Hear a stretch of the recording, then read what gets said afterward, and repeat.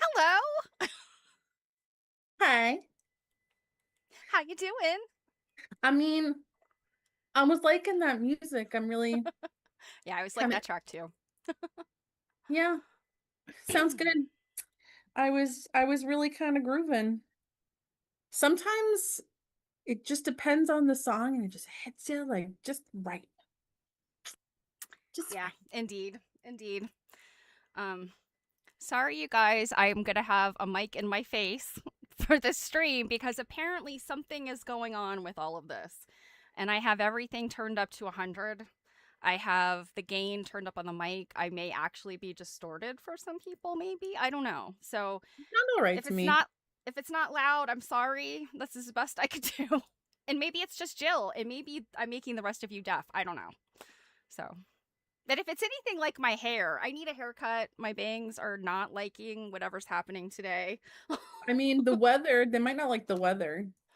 It's you know, I went upstairs today into an unair conditioned our back area. We just keep the door closed. It doesn't have air conditioning in there. And I was like, usually when I walk into that room in the summer, I'm like because it's just too hot. Um, but it wasn't like that. So it's not that hot today. It's just feels just yuck humid, you know? It's hot in the sun today. If you're in the shade, it's not too bad. Yeah, I have not been outside yet. My outdoor activities will be post stream, so You have outdoor activities planned? um walking out of my house to the car to go to the store. I was gonna say, Janet is Okay. 60 and sunny. Oh 2 days of gosh, how shop I would love to be hopping. there. Yeah, Oh, shop see, I hopping told you fun. something sounds different about your mic. Yeah, I don't and you know guys, I don't know what it could possibly be. I have changed nothing. I'm sure it's probably a driver or something. It just Well, like I started. said, it sounds almost like something's like whatever the input or something in your mic, it sounds like maybe one of them is like blown or something. I don't know Yeah, mechanically how that's that kind works, of what but I'm worried about, but I treat this like a baby because it's the second one I've had and these are expensive. Janet suggests turning up the bass. Yeah, I have everything. So these mics are it's based on the type of input, and you don't necessarily like I don't necessarily have access to that. Um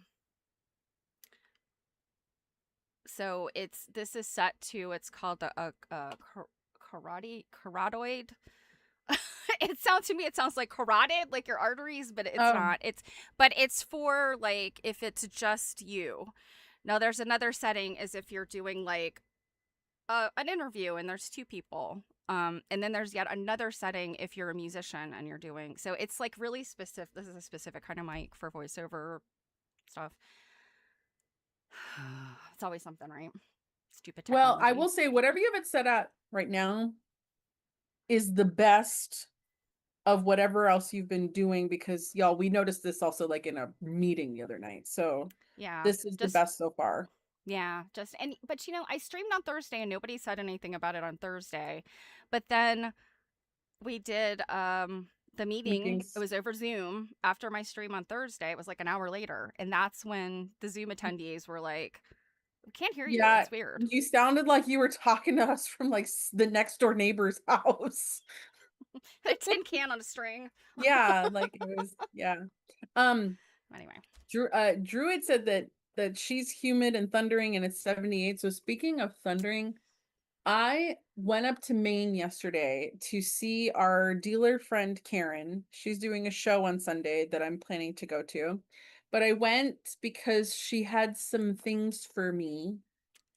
And then I went and had dinner with her and her partner. And it was the weather was lovely. But as we're sitting there at dinner and they're talking about, how long will it take me to get home? And I'm looking at the clouds. I'm like, I kind of feel like I'm going to drive home in a hurricane. I drove home in a monsoon. yeah, I believe it. It was scary. And I left around like 8. So we are getting into sunsetting time. But like because of these monsoon clouds, it made it midnight immediately. So like dark coupled with it was that kind of rain where the drops are really fat and chunky. And if they were coming down really fast, there were a lot of times where I couldn't see. There was one point where I hydroplaned. I was just like, it was awful. It was absolutely awful. Yeah, I don't like driving in I don't like driving in weather like that. Snow or rain. It just Well, and at night makes it snow not mhm. so much, but with the rain like at night, like you already can't see things. Um and yeah, it was a very stressful ride home. I'll definitely say that much. So I just looked at my temperature. My temperatures here right outside of Baltimore are 74 degrees, which is Hmm. that's kind of cold actually, but it's overcast and a little sprinkly. I got some mail off my front porch and it had sprinkled a little bit, but not, like just drop, drop, drop, and then it went away.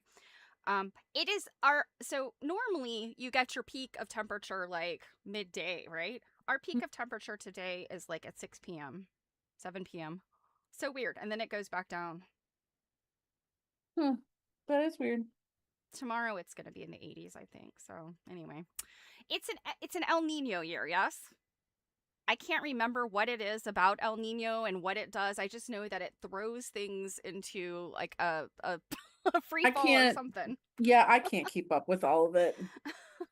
No, but if I What's remember correctly, coastal, but I feel like El Nino is mostly West Coast, but I think it does affect, or maybe it's Gulf, I don't know, but whatever it does, it affects the whole country, but there are certain places I think where it's worse or something. I don't know. it's hot. It's gonna get hot.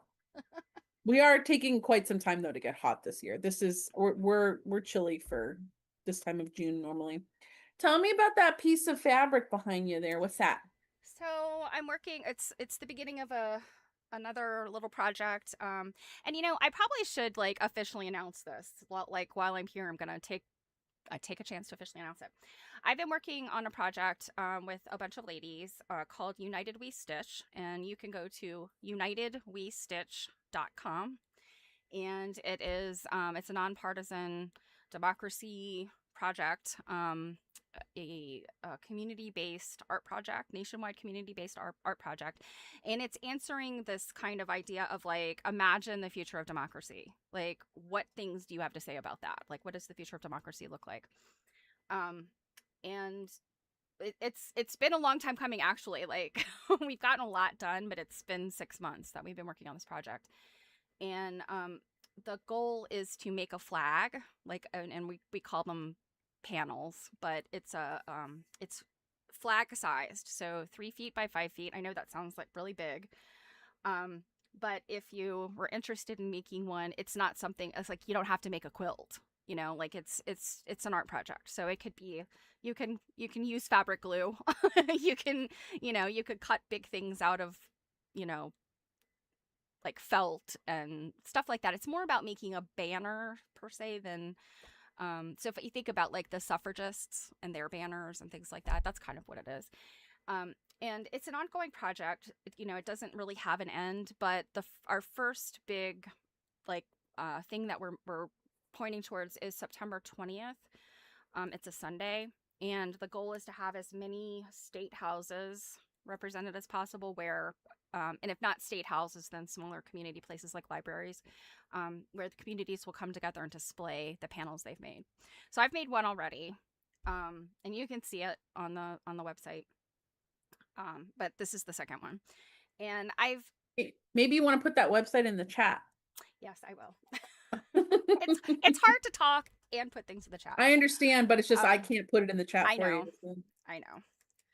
So let me do that.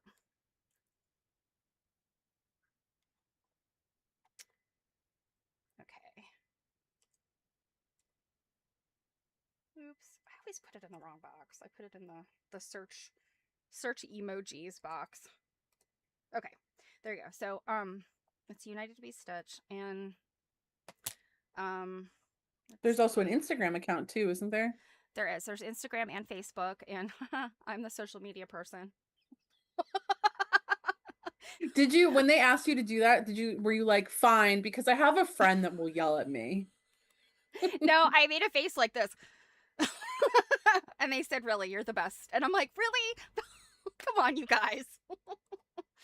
um so yeah, we are, again, it's like it's still we don't have a lot submitted yet. But that's kind of what my role is to, post the submissions. So let me grab Yeah, the the Instagram, Instagram. while just getting going, it has some cool stuff on Mhm. it already. So I Yeah. highly suggest you guys follow that. Quilt Nerding follows it. Yeah, and on Instagram, and I'm going to put the link in there, but it's United We Stitch 250, because United We Stitch was already taken. Yeah, that seems like it would have been something Yeah, snapped it's up. some kind of like embroidery organization. So Mhm. uh okay, so those two things are in there. But anyway, this will be the frame for my next one. And it's not, I mean, the expectation isn't that you're doing stuff in red, white, and blue, because the other people haven't done that. But I don't know, I just, when I'm in my head, I have a lot of bicentennial type things. This is very clearly a double knit polyester from the mid 70s. It is not at all reading like red, white, and blue to It me. doesn't from a distance, but up close, it really Yeah, does. okay, yeah, it's a little more. Yeah, you can see it up close. So anyway, that's what that So, is. And is there a plan, because for potentially like a national exhibit at any point in time? yes, yes. We are in the process of Submitting proposals? yeah, submitting proposals, reaching out to people, and we've really got some kind of big names. Marianne Fonz. I mean, you guys all knew who Marianne Fonz is. Marianne Fonz is associated with it. Luana Rubin. You may not know her name, but she literally, until like week before last, was the owner and was the originator and owner of eQuilter. Oh, did So someone buy company? yes, she and her husband decided to retire, Mm. and they, for a very long time, looked for buyers, and they finally found buyers that they felt would maintain like kind of the integrity of the company. They donate a lot of money. They support a lot of causes. if you've ever been to any kind of major quilt event, you have likely seen their name as a sponsor.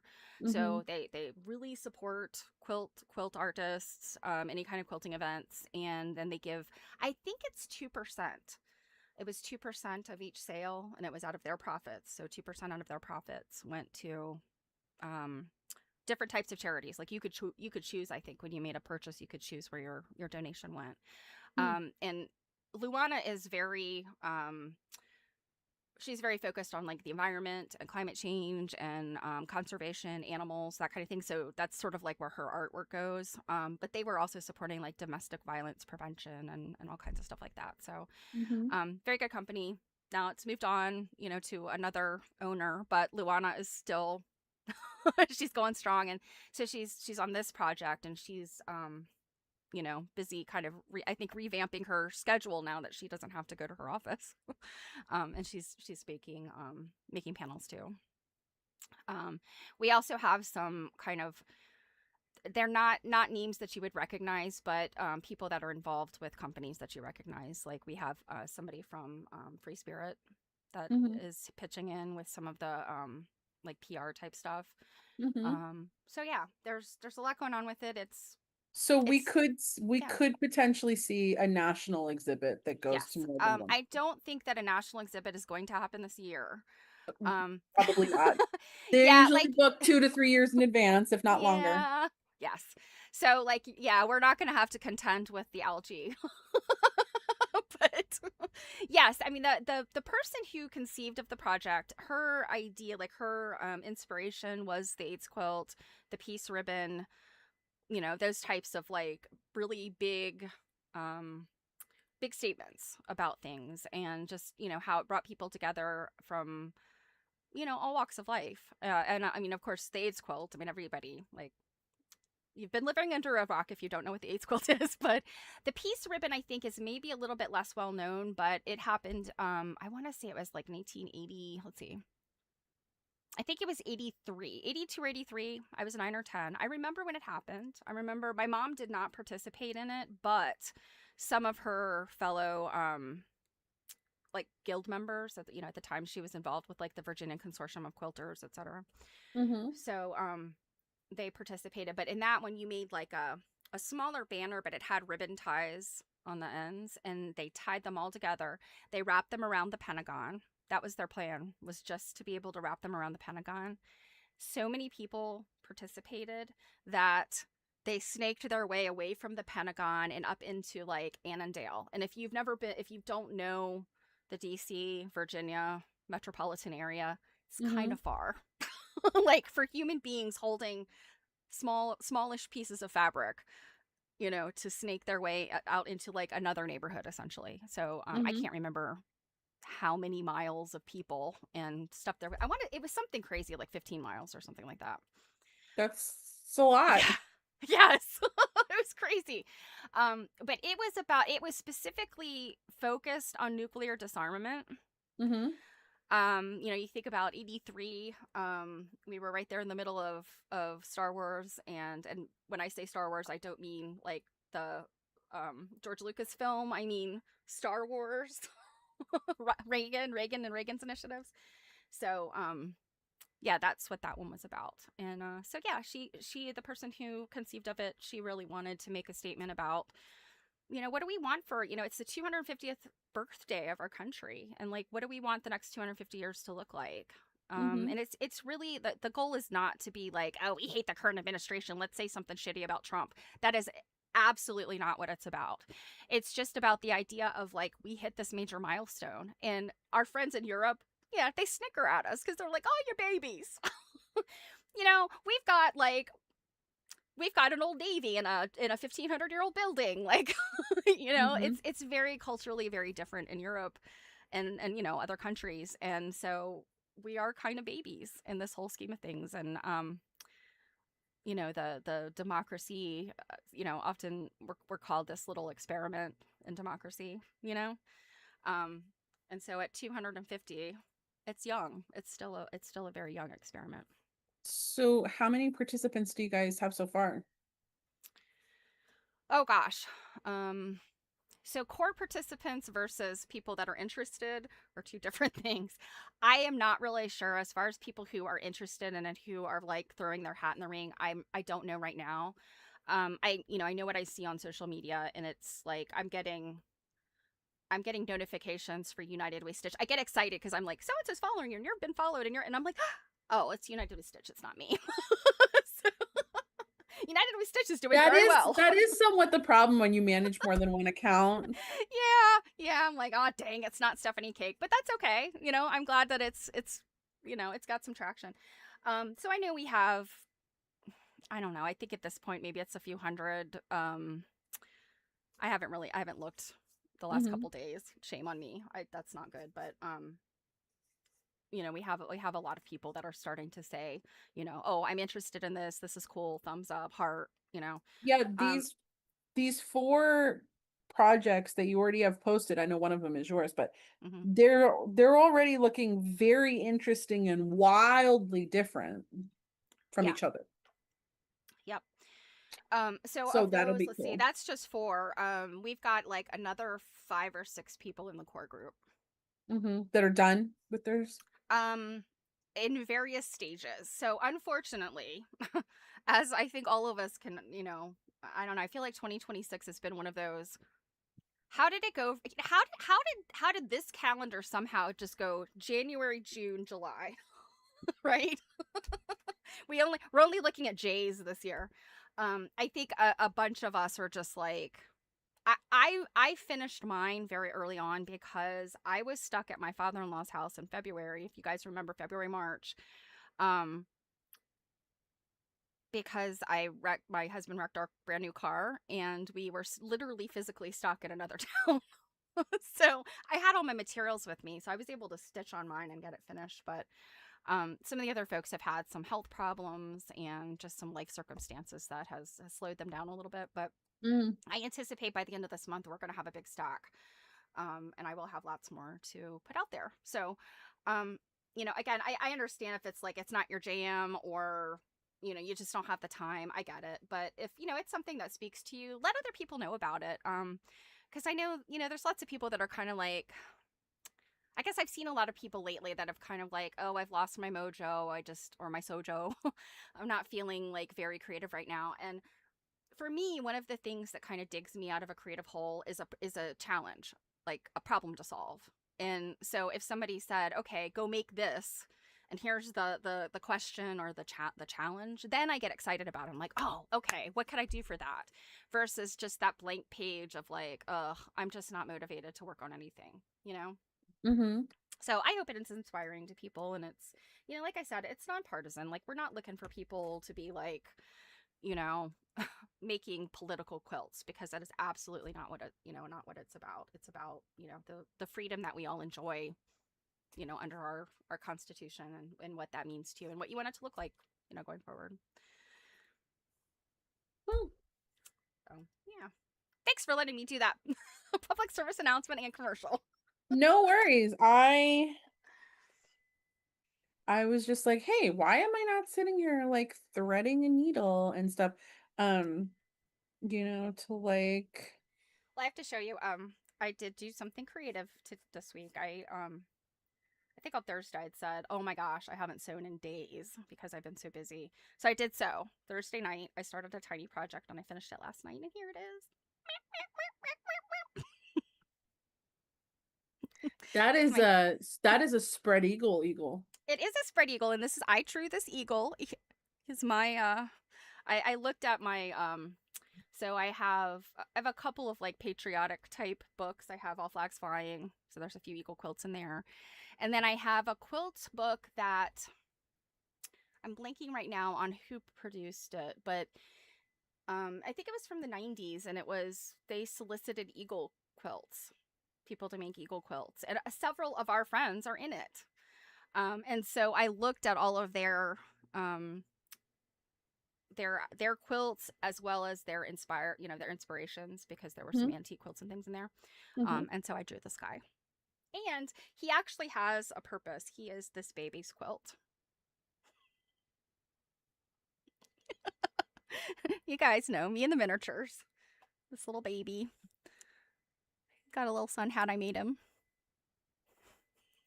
and then I used gel pens to draw on his diaper.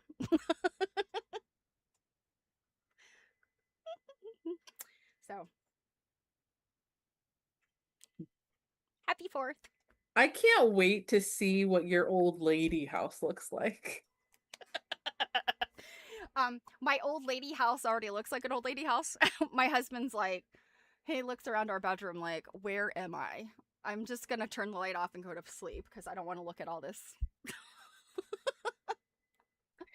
Um, LJ said that her trick for when she kind of loses her motivation is to sew pieces together. And Yep. Janet said that she has a small container of 2.5-inch squares, generally in light and dark, and she likes to stitch on when nothing else seems right. And it's interesting. I do something Mm-hmm. similar where I will pro when I'm feeling just kind of like me, but I feel like I want to do something, I will process scraps Mm-hmm. into my scrap user system, just watch, put on a movie and just start cutting down stuff because I Yeah. feel like when I need to kind of give myself a little oomph, petting fabric, Yes. like just touching it, admiring it, um,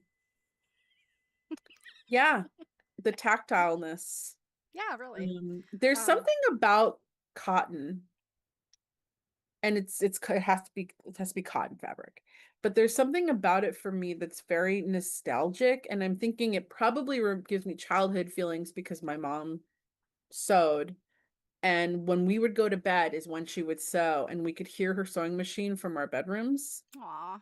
Yeah. So it was very like a rhythmic lull to sleep. There Mm-hmm. were actually a couple of times because um I slept with my door open. My brother closed his door mostly, her light from her room would shine into my room. So I would notice when she'd go to turn it off, but there were a couple of times where, she'd decide she was done sewing, she'd turn everything off and it would wake us and we'd go in and be like, "Are you done?" And like she'd have to sew longer because we wanted her to. Aw. Aw. That's sweet. Yeah. My mom's sewing area. Actually, now that I think about it, very early on when my parents first moved into the house where my mom lives now, her sewing area was actually right below my bedroom. Um, and she did sew at night, but I guess I never really heard much, when I think about it, because she was in the corner and my Hmm. bed was like on the other side of the room. Hmm. Um, but I do like I can hear that sewing machine hum from a different room. Like I can hear that in my consciousness. So I know exactly what you mean. Um, yeah.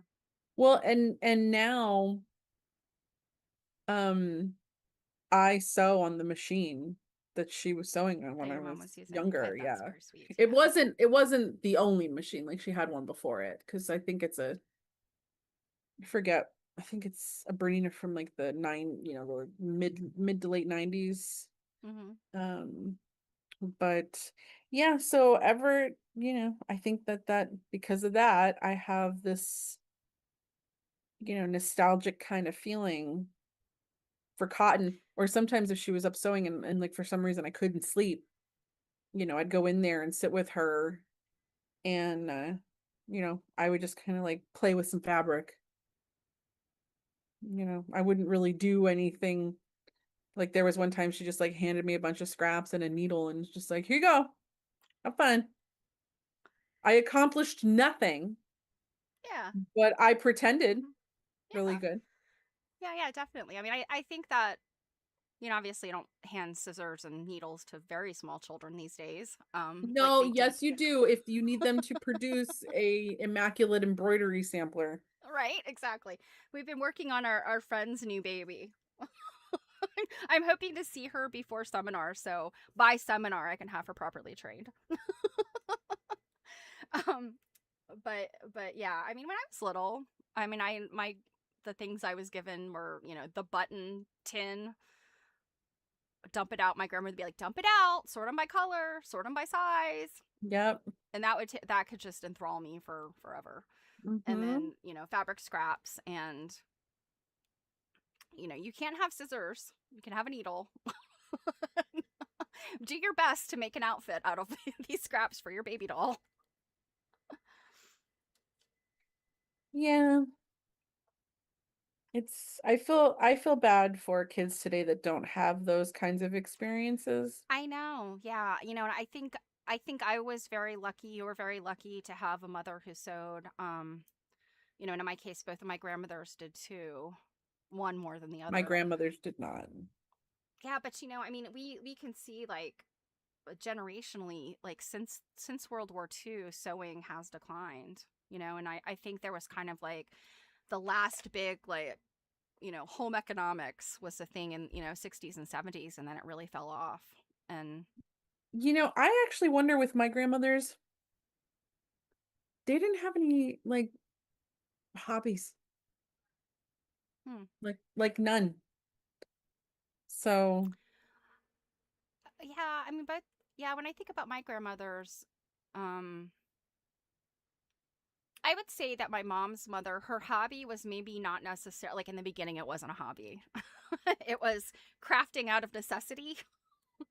Like if you want something fancy and you can't buy it, well, you figure out how to make it with what you got. Like that was her kind of her attitude about things. And she also crocheted, so she would crochet things. But my other grandmother, her hobby was collecting antiques. So I'm very lucky in that respect because I got some quilts out of that. yeah, they didn't smoking. One grandmother's hobby was smoking. She literally would light Gosh. one cigarette with the last one. Okay. The other grandmother who's still alive, I mean, maybe she's developed some hobbies since she's moved into a retirement community quite some time ago. She's like in her 90s. It's not a grandmother I have a relationship with, so I don't Mm, know much about gotcha. her at this point in time. So But Janet's as a mentioned a couple of. kid, Oh, go ahead. I was just saying, as a kid, she had no hobbies. Even on the occasion I would stay at her house, like she didn't cook, she didn't nothing. One of the big deals about going to her house was we would eat raw hot dogs, and even they're not really raw. Like, Yeah, I know, but still, yep. a raw hot dog equals cold hot dog. And we would watch It's Dirty probably not. Dancing. It's probably not different than bologna. Right. Yeah, and we would watch Dirty Dancing. Dirty Dancing. Okay, I can get behind that. It's one of my But favorite like movies. and I mean, she still had two twin beds in her bedroom separated. Mm-hmm. So I would sleep in the other twin bed in her bedroom. Yeah, my one grandmother had that too. My grandfather slept in the big bed, and she would sleep in the twin beds with me when I was little. Um, So yeah, that was the equivalent of a good time at that grandma.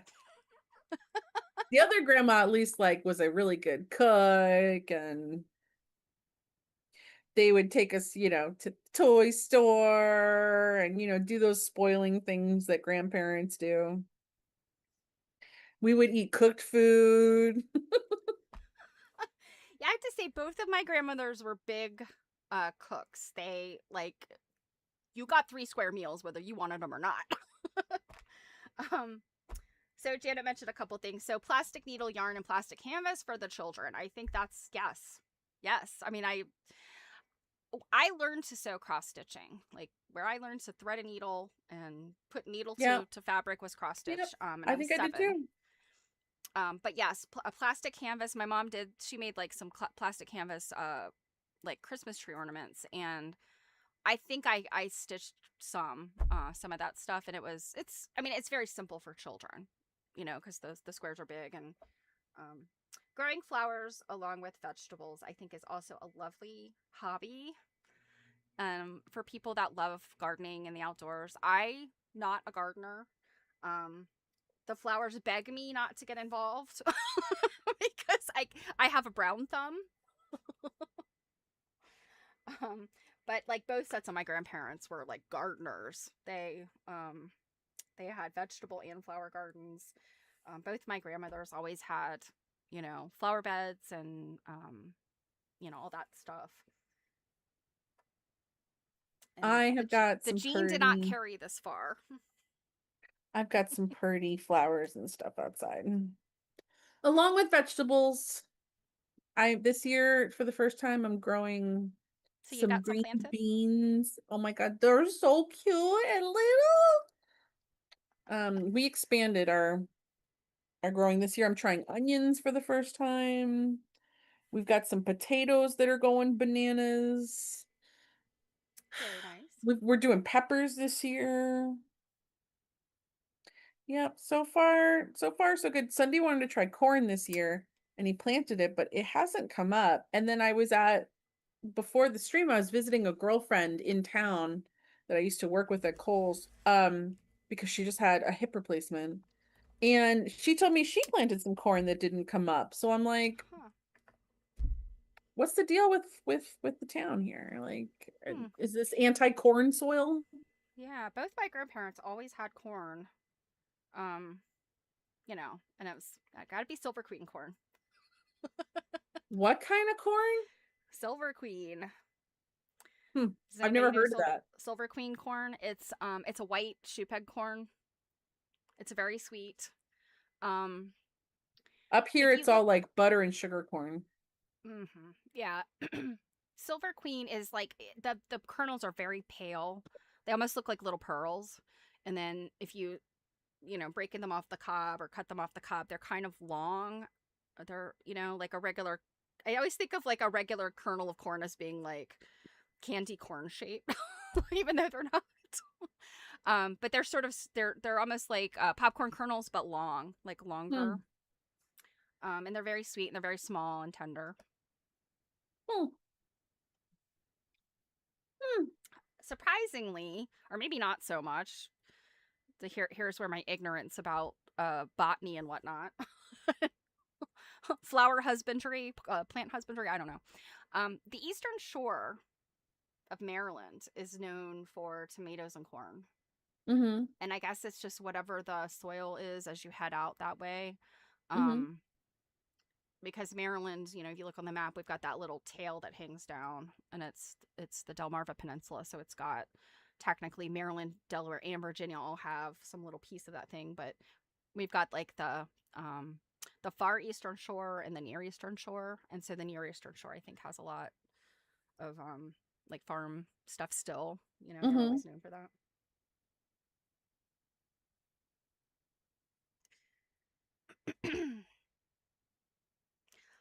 I have to say, I know we don't want to like really get that deeply into food this early in the stream.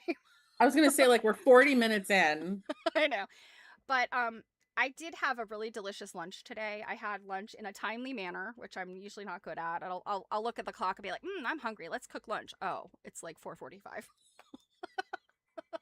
So today I was on it. It was like 12:15, and I was having lunch. Um, my husband bought me a tomato last night, and I don't, unless I'm cooking something specific, I don't usually just go buy tomatoes because my son is allergic to tomatoes. Mm. So when I cook something that has tomatoes in it, I always have to like figure out make it without the tomatoes or put the tomatoes on the side, like something like that. But I asked him last night. I was like, I am having this craving for tomato sandwiches, so bring me a tomato. My nieces are vegetarians, and I was with Mhm. them last weekend, and they bought some tomatoes from the Mennonite market, and we had tomato sandwiches. So today I did fry some bacon. So You I did had what?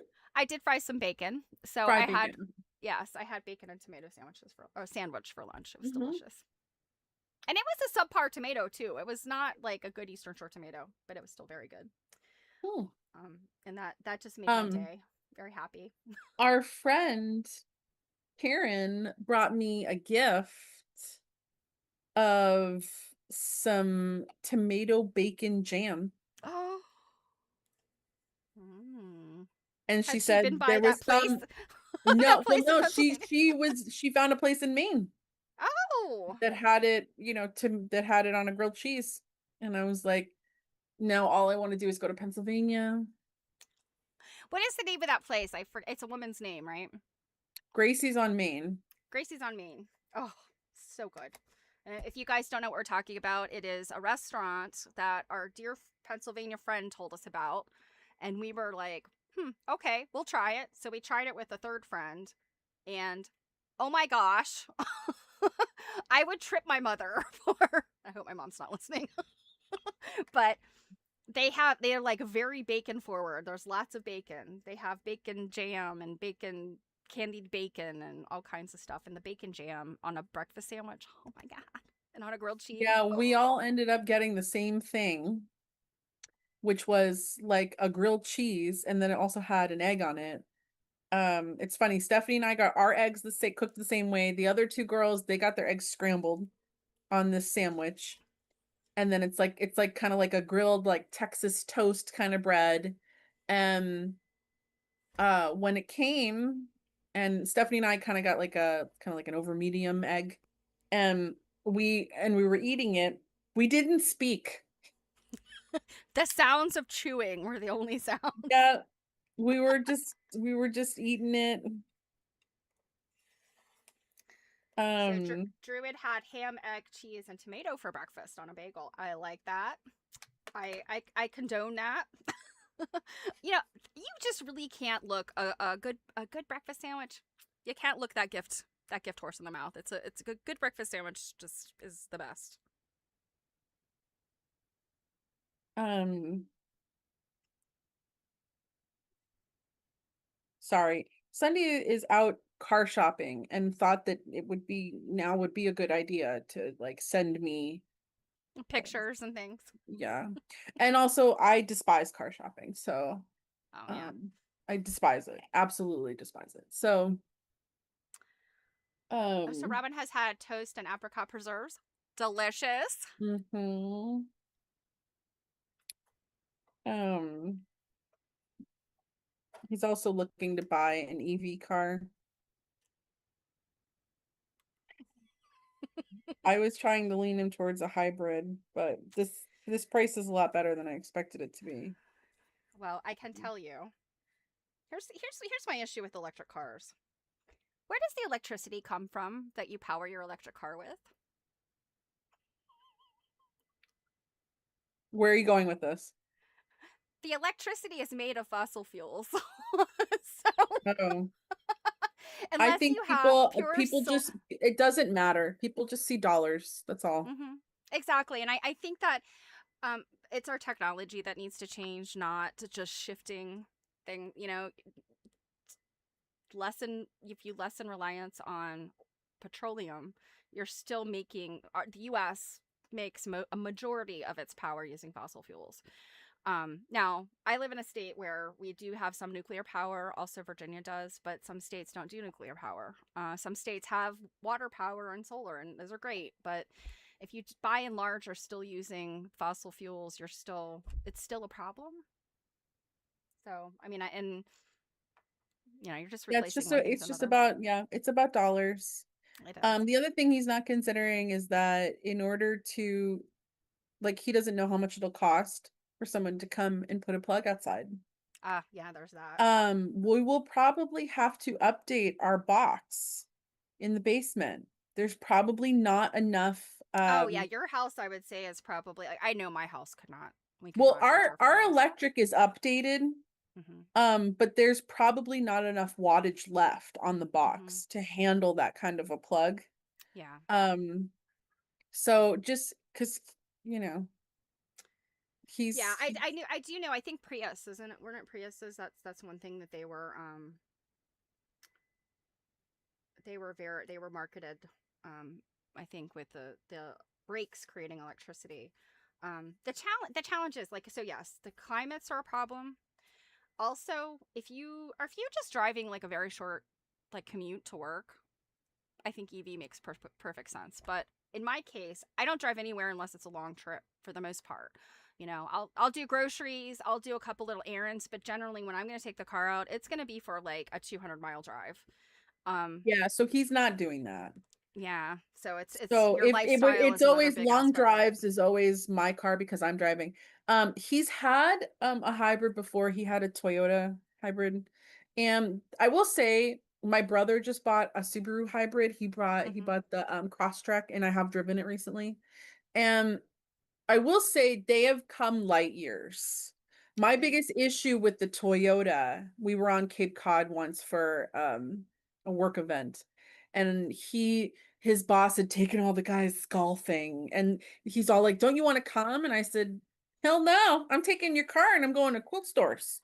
So that's exactly what, and everyone was all like, "Oh my God, I'm so," like, it was everyone's families. Like his boss rented out a resort on the Cape right before it was on season. And people were like, other wives were like, "Oh my God, I'm so sorry we didn't invite you to the beach." And I'm like, "No, no, I'm good." Like I had a great day. So, but my issue with the hybrid at that time, and this was probably a good 10 years ago, was you can't go anywhere real fast. So if you need to haul tush to get out of somebody's way, there's no pickup. There's no boom, there's no gun in it. And that was my issue. It's just like, I mean, it's great, but like, what if I have to haul tush to get out of somebody's way? So the new one that my brother just got that I drove a couple of weeks ago, they've solved that problem. That's Well, not that's like the good. lack of get up and go is Hmm. there. Like it's there now. So I also, like with the older one, I would constantly notice when it's kicking in and out of gas and electric, and it was jarring. This new cross track, it's seamless. You Oh, really that's don't nice too. notice so much. Yeah, mine doesn't have mine's not a hybrid, but it does have those like energy mode things, like where it does that weird thing with the idle where it like turns off the idle or whatever. Oh, my car That does makes that. me My car crazy. is I'm like, not, is I my turn car it still off. on? Yeah, no, I turn it off. I hate that. I turn it I think off. on mine, if like you do something with the brakes, it'll like start idling again. It kicks back on when you take your foot off the brake. Okay. That's what, so Um, I don't like those at all. Because my car almost like it like restarts, and I'm just like, turn that off. It's funny, LJ says the vlogger Sarah in turn calls that, get up and go, calls it giving it the giving it the beans. beans. That's so If I funny. wasn't on a stream, I would actually call it something else. Um, but we got to keep this somewhat PG-13. So yeah, so I would definitely, I'd be more on board with a hybrid at this point than an EV. I think he's just not necessarily thinking it all through. But again, if we did a long haul travel, it would be my car and mostly me driving. So we don't really have to worry about that. And he says that pretty much all of the schools that he works at have charging stations. So, And that's helpful. That's good. And I see like in I think more suburban areas, you've got a lot of that. You've got places that have charging stations. It's not like you have to like suddenly run out of juice and like, where do I go? Particularly California. I know California's got charging stations everywhere. In fact, last time I was out there and I rented a car, the car was gasoline, 100% gasoline, and I had a hard time finding a gas station. I had to go very far out of my way to find like a place to buy gas because mm, they're few and far between, like in some areas, San Diego mhm, specifically. But mhm, yeah, I where I come from in my mindset, like I realize, the United States is sort of a special situation. And I think we get a lot of flack from Europeans about this. But I'm kind of like, look, people, you can't compare the country of France to the country of the United States. And here's something that really pissed me off one day. I was reading this article and it had appeared in I don't remember the name of the journal. It was a environmental related journal, but they had reprinted it in Wired magazine. And I have mhm, a subscription to Wired, and I was reading that and I'm like, they were talking about how great France is. So the writers were American, but they were talking about how great France is with this and I can't remember what the metric was. It had to do with carbon footprint essentially. And they were like carbon footprint, blah blah blah per capita, da da da. Or no, actually it didn't. It wasn't per capita. It was I don't know, however they expressed it, I was like, wow, that doesn't make sense to me. So I started doing a little bit of math and, I realized I'm not a math person, but you can't compare France, which has, I don't know, however many people, to the United States, which has a whole bunch more people. And you have to compare you have to compare apples to apples. So if you take France, what state is France about the size of? I think it's like Colorado or Arkansas, something like that.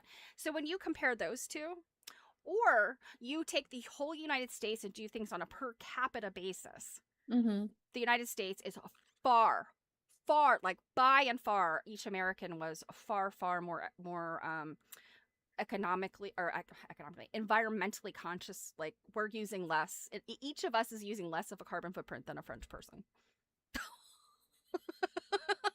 And so to me it's like, yeah, so to me it's like it's a lot of cherry picking as far as statistics. I don't. I mean, I don't want to get too into that just because it's really boring. But I just I don't really know how that can be though, because considering like a lot of France doesn't have air conditioning, like they have far better public transportation than we do. It Um, had to do specifically with households, I think. It didn't have to do with like cars, and it was about households, I think.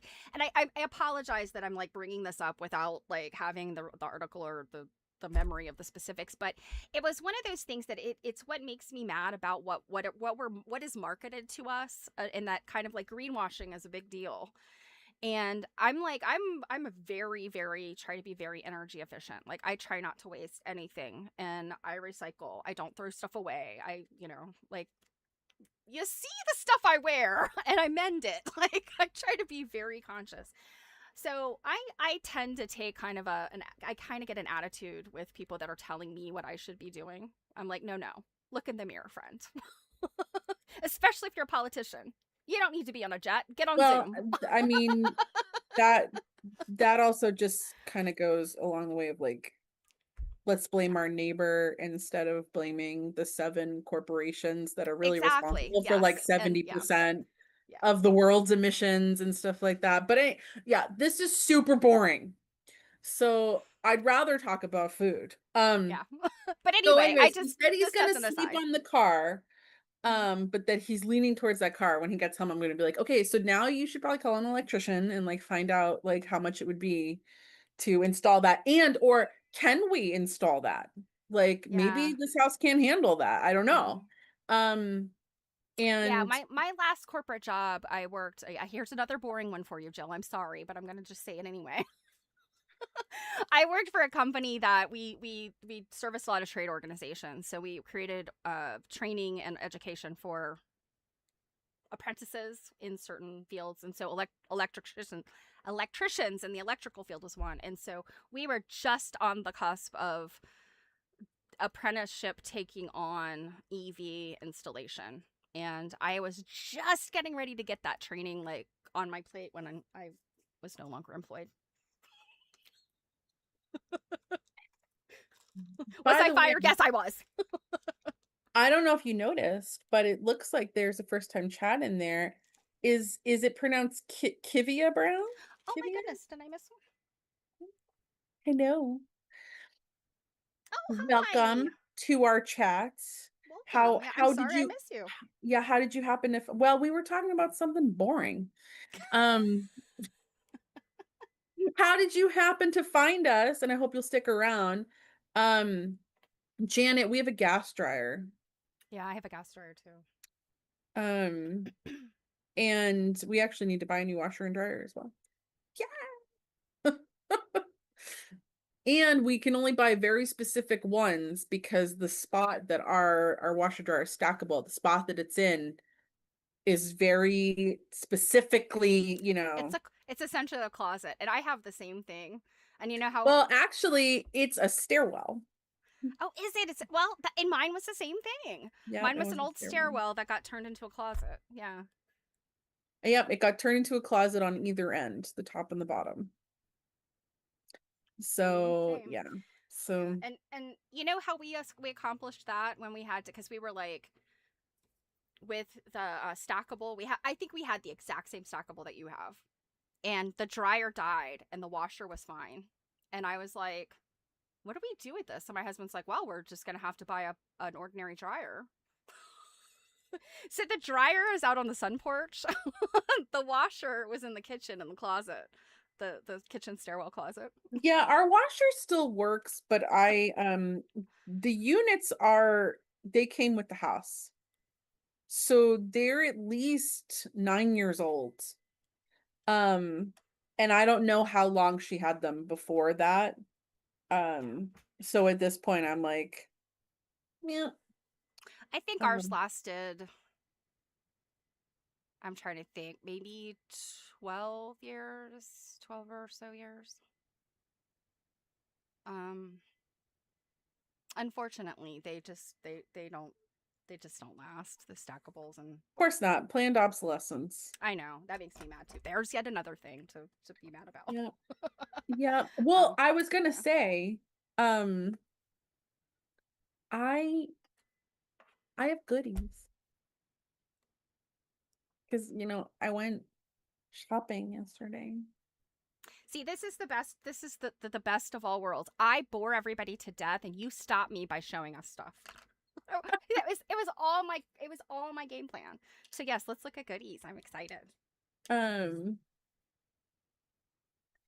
yeah, I got. So you were just talking about France, Mhm. right? Here is a French, Oh, that's cute. like kind of. I mean, for us, we kind of call it like a purse, like a sewing bag purse thing. Hmm. These are This is so I've cute. had a few of these. Yeah, don't you haven't you had one that was like a tannish or? I've had a couple of those. I've sold Hmm. one of them. This one is a cool olive green. I really like I like how it looks like the curly, like shade. scrolly. Yeah. Hold on. She like put some of my stuff in here. Um yeah, we did this deal in her hotel room. That's right. She was traveling. She was several states away from her home. Oh, it looks like it's in really good condition too. Yep. Now that's interesting that the lid inside of the lid is purple, but the inner box is Yep. red. Mm-hmm. And that's all original, you think? I mean, it looks Yep. like it's original. Hmm. Yep. Yeah, based on other ones I have. Mm-hmm. Yep. Um That's yeah, very and cool. the other I thing like too that. is these things they're hard. Yeah, The whole thing, the whole body is hard. But yeah, this one is really neat. I really like it. I like that one too. Is that is that going in your inventory, or might that be like a collection item for a while? Aha! I'm leaning towards inventory. Okay.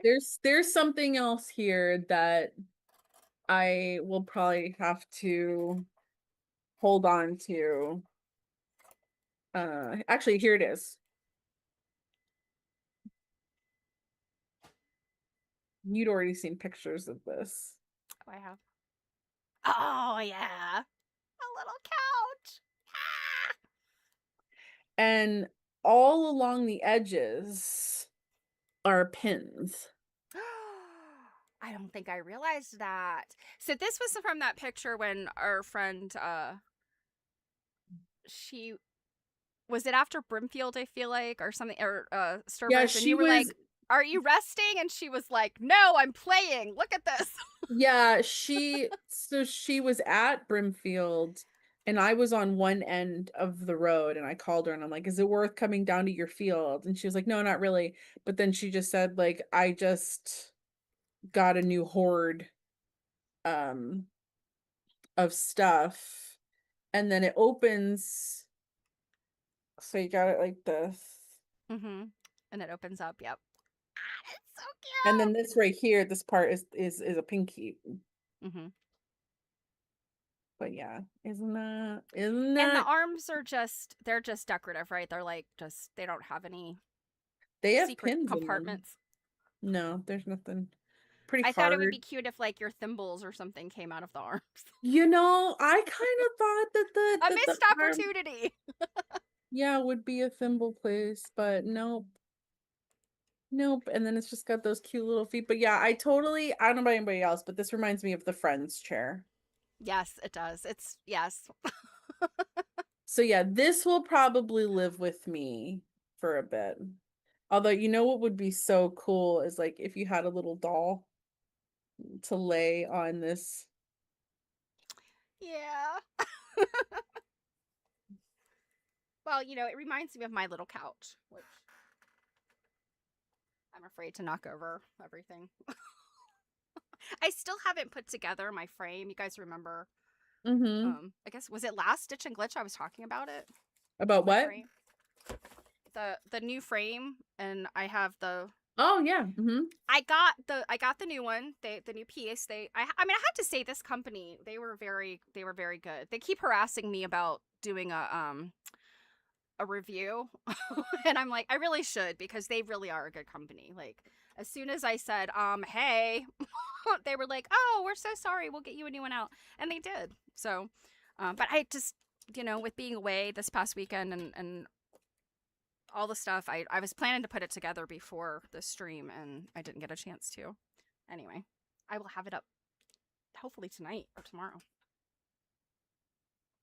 So this it's not that amazing. It's a little acorn Bakelite thimble holder, Oh, but it's it's blue. blue. Yeah, have you ever Oh, I seen a love blue that. one? I don't think I have. Yeah, they're No. almost always like a nut Like color. tan, yeah, or Yeah, brown. or I've seen red. There's nothing in it. Mhm. Yep, I've Or I've seen seen red like a too. red.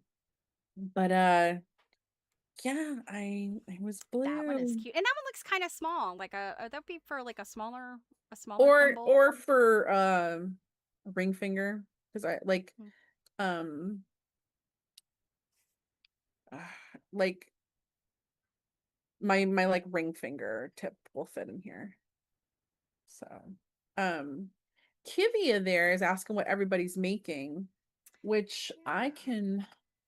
Yeah, I let me have work it been up. working on English paper piecing 1/2 inch hexies for quite some time, and I'm making them into these like little Mickey shapes, and then they're gonna go together like this, and it'll be scrappy, and it's gonna become um a little wall hanging over the toilet in my bathroom. But this is my I've just been going crazy, like this is my little container. Your little containers are starting to burst at the seams. I remember I told you I found another one in my mom's stash. Mhm. I need to start moving into that one. I was thinking one container could be for colors and one could be for neutrals. Because I like to be organized like that.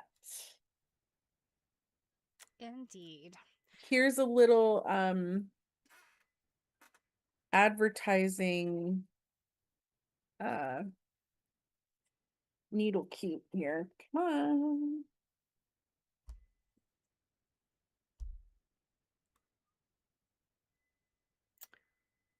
Sweet. What's it? Sweet home. It's Sweet Home Family Soap, the Larkin Soap Manufacturing Company, Buffalo, New York. So Sweet Aw, Home. sweet home. Yeah, and I it's guess got the that's what the black. soap looked like. Yeah, it's got the black pins in it. That's very cute. Hmm. I love me some antique advertising. Yeah, antique advertising is. I tell you, it's pretty funny. Anytime I find one of those old, like, like newspaper ad kind of things. Here is a micro beaded pin key. Oh, I didn't even look at the other side of it. Oh, that's really pretty. Oh, that is pretty. Oh my goodness. Okay. Now, is Yeah. that stitched? Like, is it like almost like or is it knitted?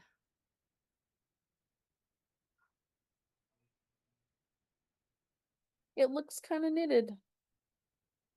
I thought that the part with the swirl looked knitted. So, Yeah, it looks kind of knitted. And then you got your pins.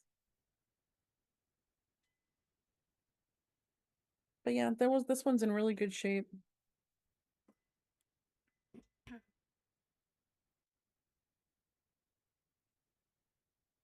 yeah, that one is pretty.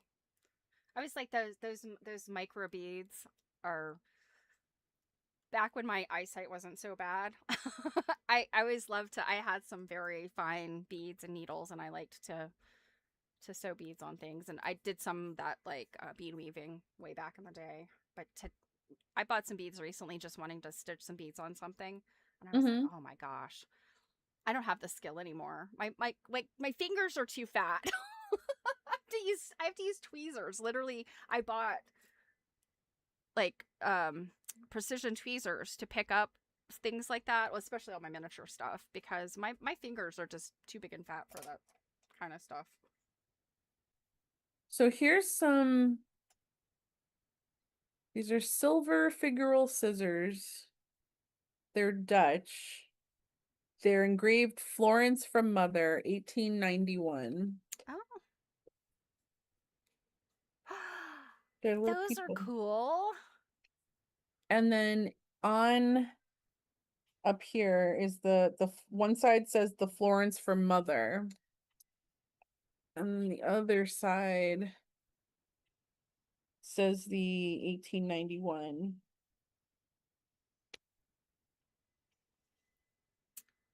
Oh wow, those are really neat looking. Yeah. It's funny because every time I was seeing Karen, she was like, "Didn't you buy those scissors with the people and the this?" And I'm like, "What?" And I'm like, can't think of what you're talking about. And then I'm like, well, I mean, maybe like, and I just haven't come across them again. And then when I opened it, I was like, are these what you were talking about? And she's like, yeah. I'm like, okay, so you'll finally be correct You just that I hadn't bought gotten them. to them yet. Yep.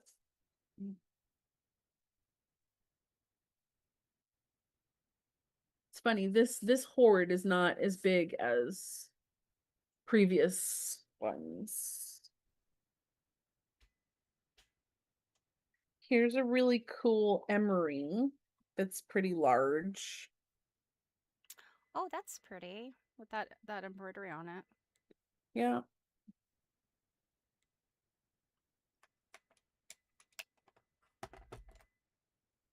We should call this like Stephanie rates my haul. Oh, I give it all, give everything a 10 out of 10. I mean, come on. Here's another emery.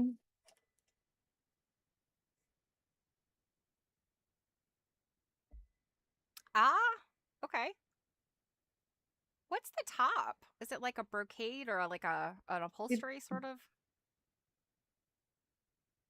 yeah, it looks rather upholstery-y. And then it's got a piece of lace around. Huh. That's a fun one. Yeah, That it's one nice looks and fat. It's like a Mhm. fat dude. And like it's kind of hefty. Like look at it in my hand. Yeah. Yeah.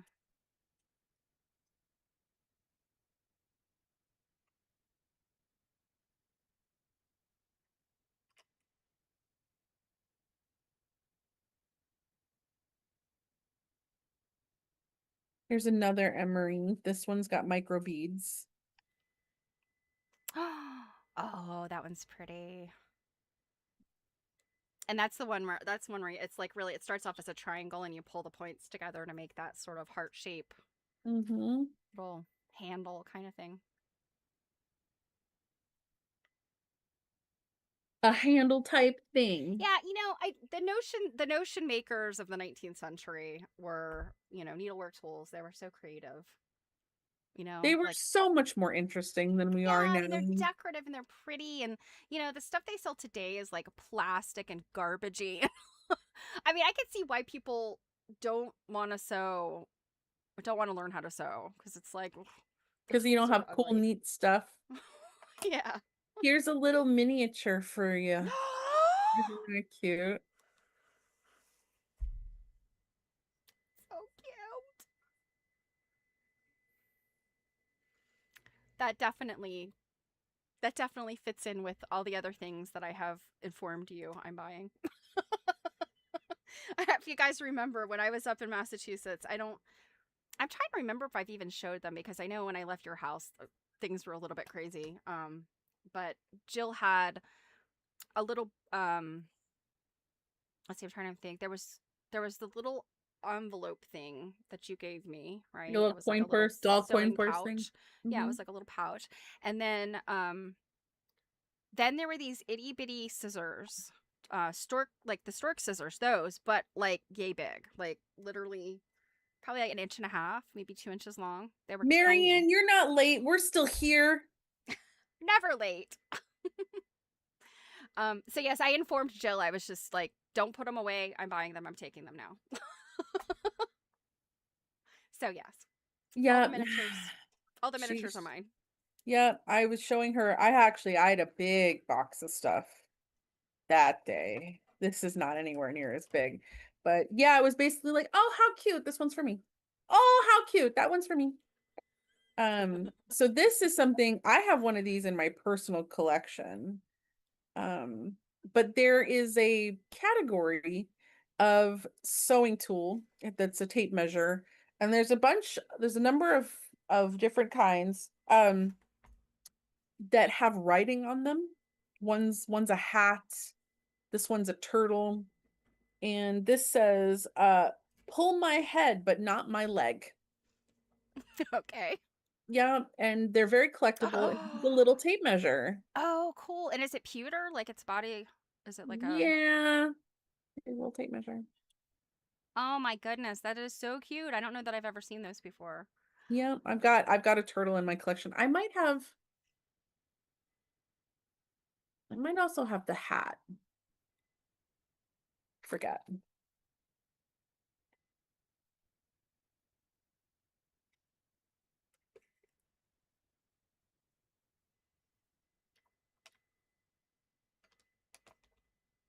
So one thing I got, which is I've never bought anything like this before, is I bought a piece of needlework because, and I'd have to do genealogy to confirm, but it has a grandma note on it, and I don't know if anyone Aw. knows like what a grandmother note is, but it's when you have a textile or something, and you write who made it, even though it wasn't you. Maybe Grandma Parker made this and blah blah blah. It's not always accurate.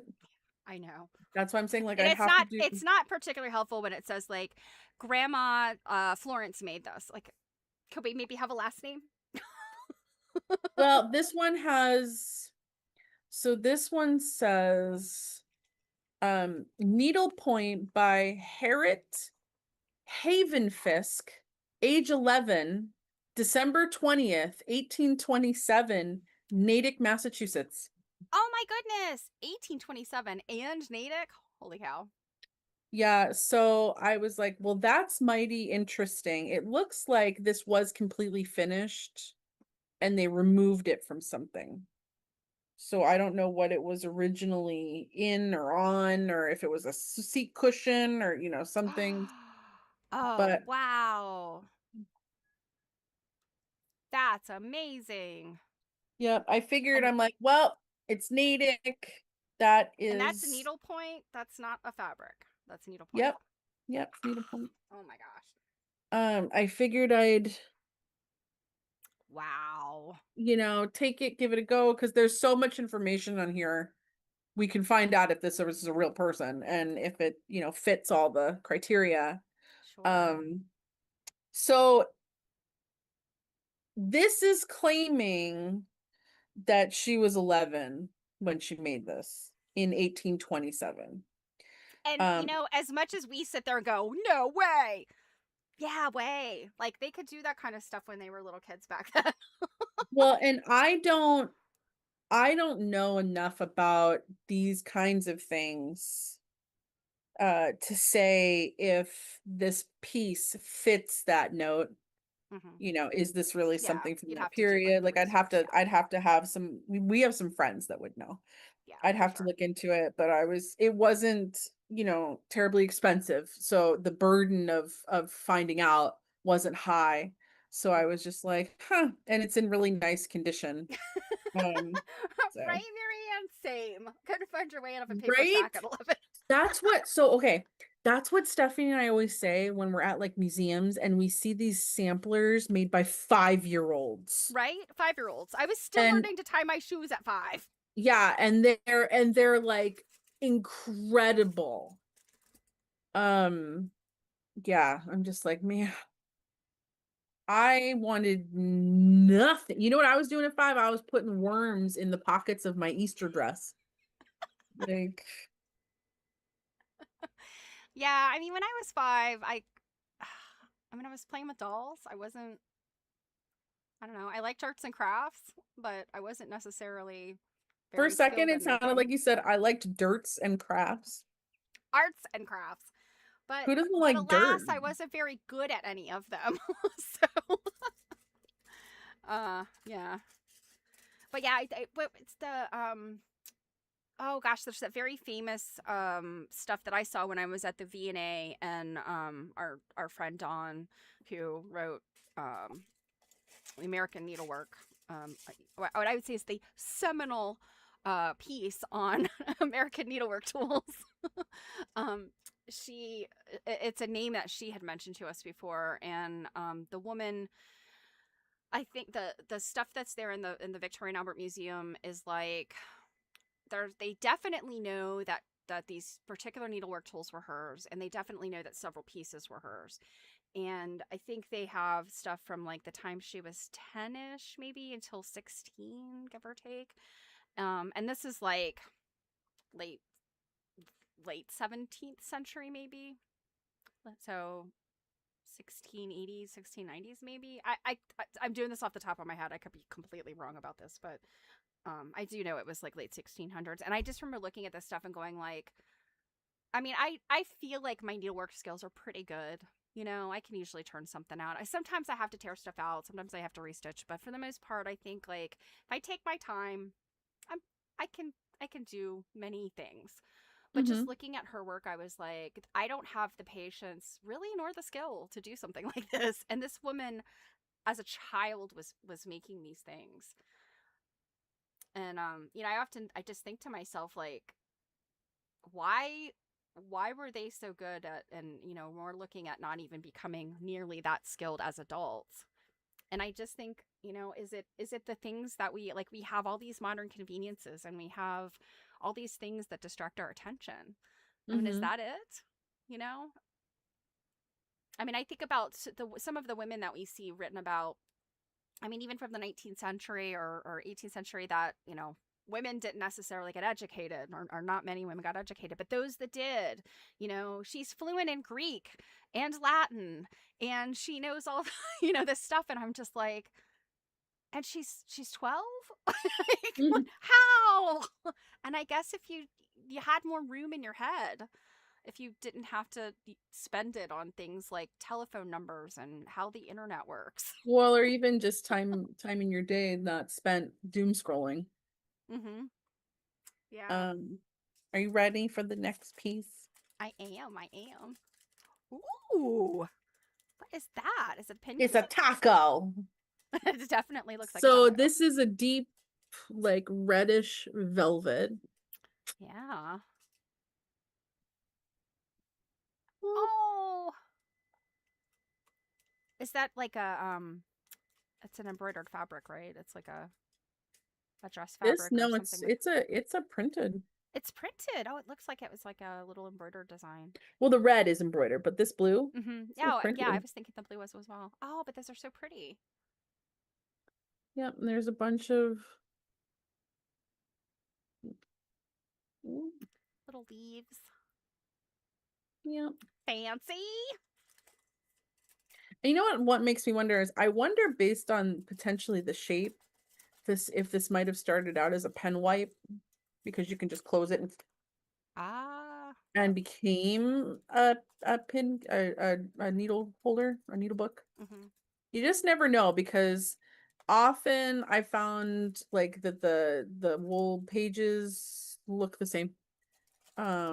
And I wonder if, you know, unless you see an ink stain on it, um, you know, I kind of just sometimes I just wonder like, maybe it was meant to be a pen wipe and they repurposed it. Which is good for me. I like that. Yeah. I have a couple that someone would be like, "Oh, I think that was a pen wipe." And I'm like, "Well, it's not anymore." Well, and I mean, did they do that? Is that, I mean, we have evidence of that, that they kind Yep, of repurpose things like that? yep. Because I really didn't. I mean, not that I don't understand the concept of a pen wipe, but I just didn't know that that was a thing until a number of years ago. Um, I just thought like you kind of maybe use like a paper blotter or something to kind of knock the extra ink off your pen, but apparently there was more to it than that. Here is a little embroidered little pinky Aw, strawberry. I love anything with strawberries on it. So precious.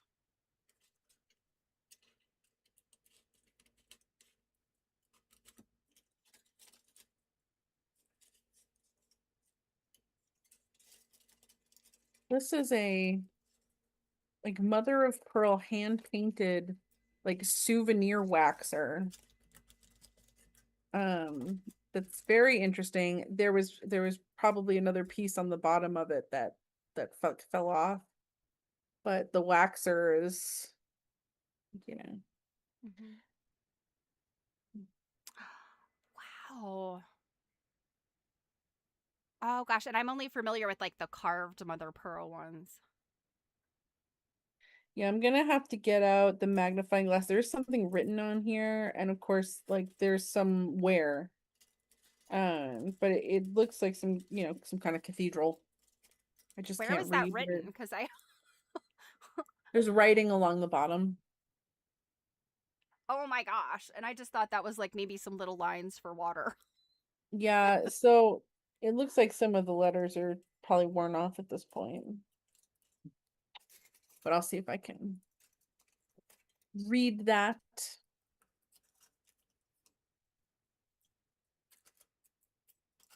But isn't that a cutie patootie? Yeah, for sure. Here is, sorry, that is the loudest cellophane. A Oh, I beaded, can't hear it. oh, okay, good. A beaded needle holder. Ooh, that one's pretty.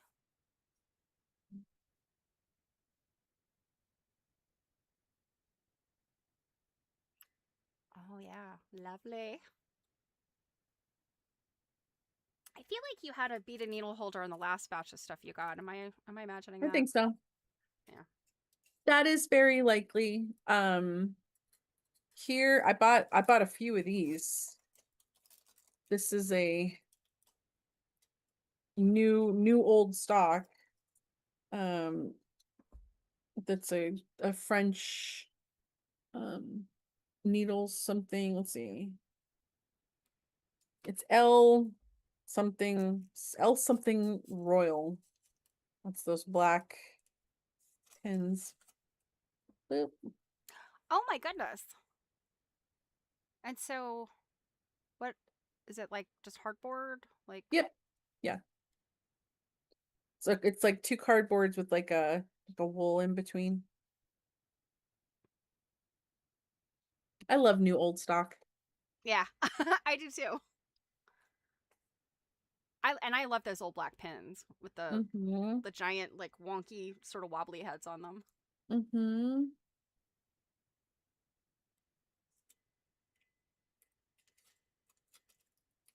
That's another one of those.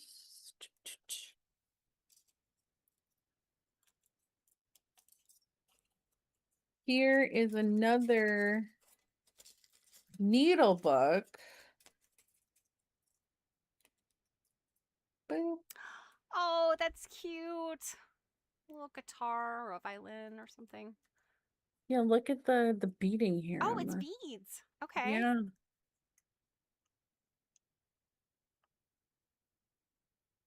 This Ah, that's one really cute. looks relatively unused.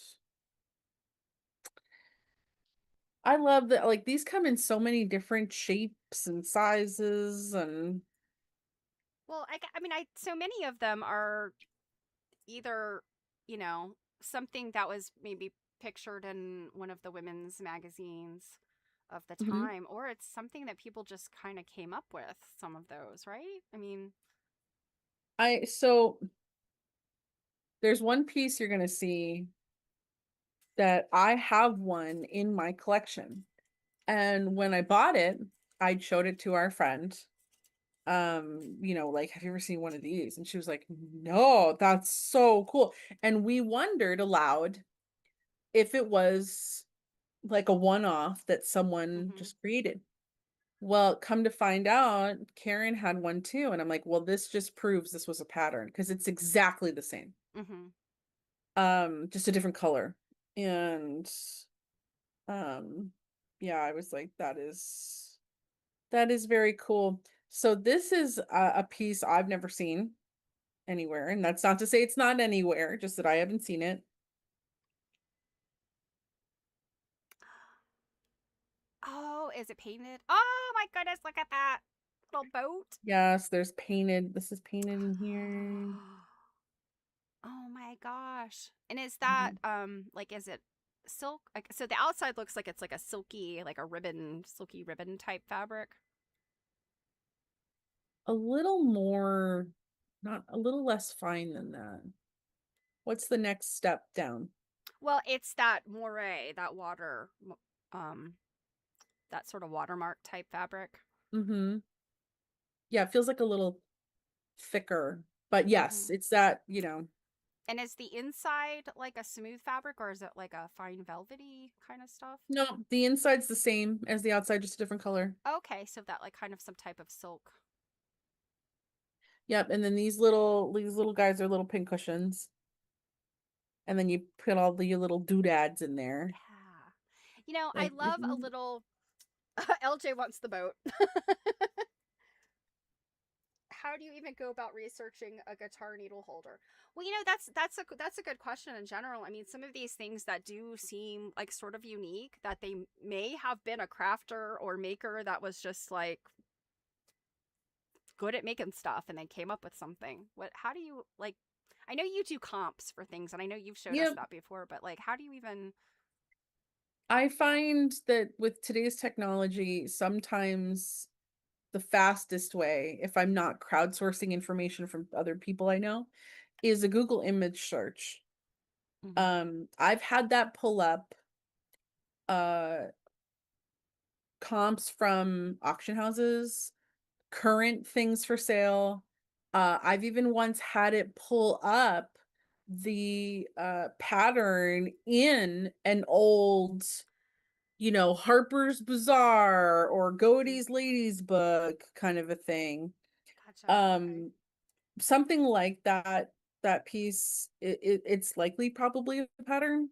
Mhm. I'd say it's probably more likely that you're finding something that was a pattern somewhere than something being unique. But Mhm. I have had things that I cannot find another of, not even something close to, and I exhausted every avenue, like the historians we know, and crowdsourcing in a group of collectors, and then doing, image searches and things like that. Actually, one of those pincushions I just sold not too long ago, and I wasn't there for the sale, but the manager was, and he told me that I guess it was two guys that bought it were saying like, "Oh my god, I've never seen anything like this." It was that one that I had that was probably like a tin pewter type scenario, and the pincushion part looked like a log, like a carved log, and then the Mhm. pincushion was purple velvet, and then it was attached to what we would probably consider to be like a tin ashtray. Mhm. Yeah, I'm vaguely Remember that remembering one? this one. Yeah, I'm vaguely Mhm. remembering this one. So it was the concept of having a pincushion up top and a tray to put your doodads in the bottom. And Or an I could ashtray for your ashes, because. I could not find anything remotely close to that thing. And if I'm So, remembering, and like I'm vaguely remembering, but to me, it seemed like one of those things like, we sometimes see stuff that we know, her husband was a woodworker and made a thing. So it could be like, new a tin worker, mhm, a person who could make stuff like that. And they just kind of created something out of need. yep. And let me tell y'all, this batch of stuff, there's more stuff that she's holding for me. Um, the issue came where in this particular moment, she just has a big batch of rarer, higher priced items, and I'm like, I just can't take them all at once. Um, so this is a pin cushion.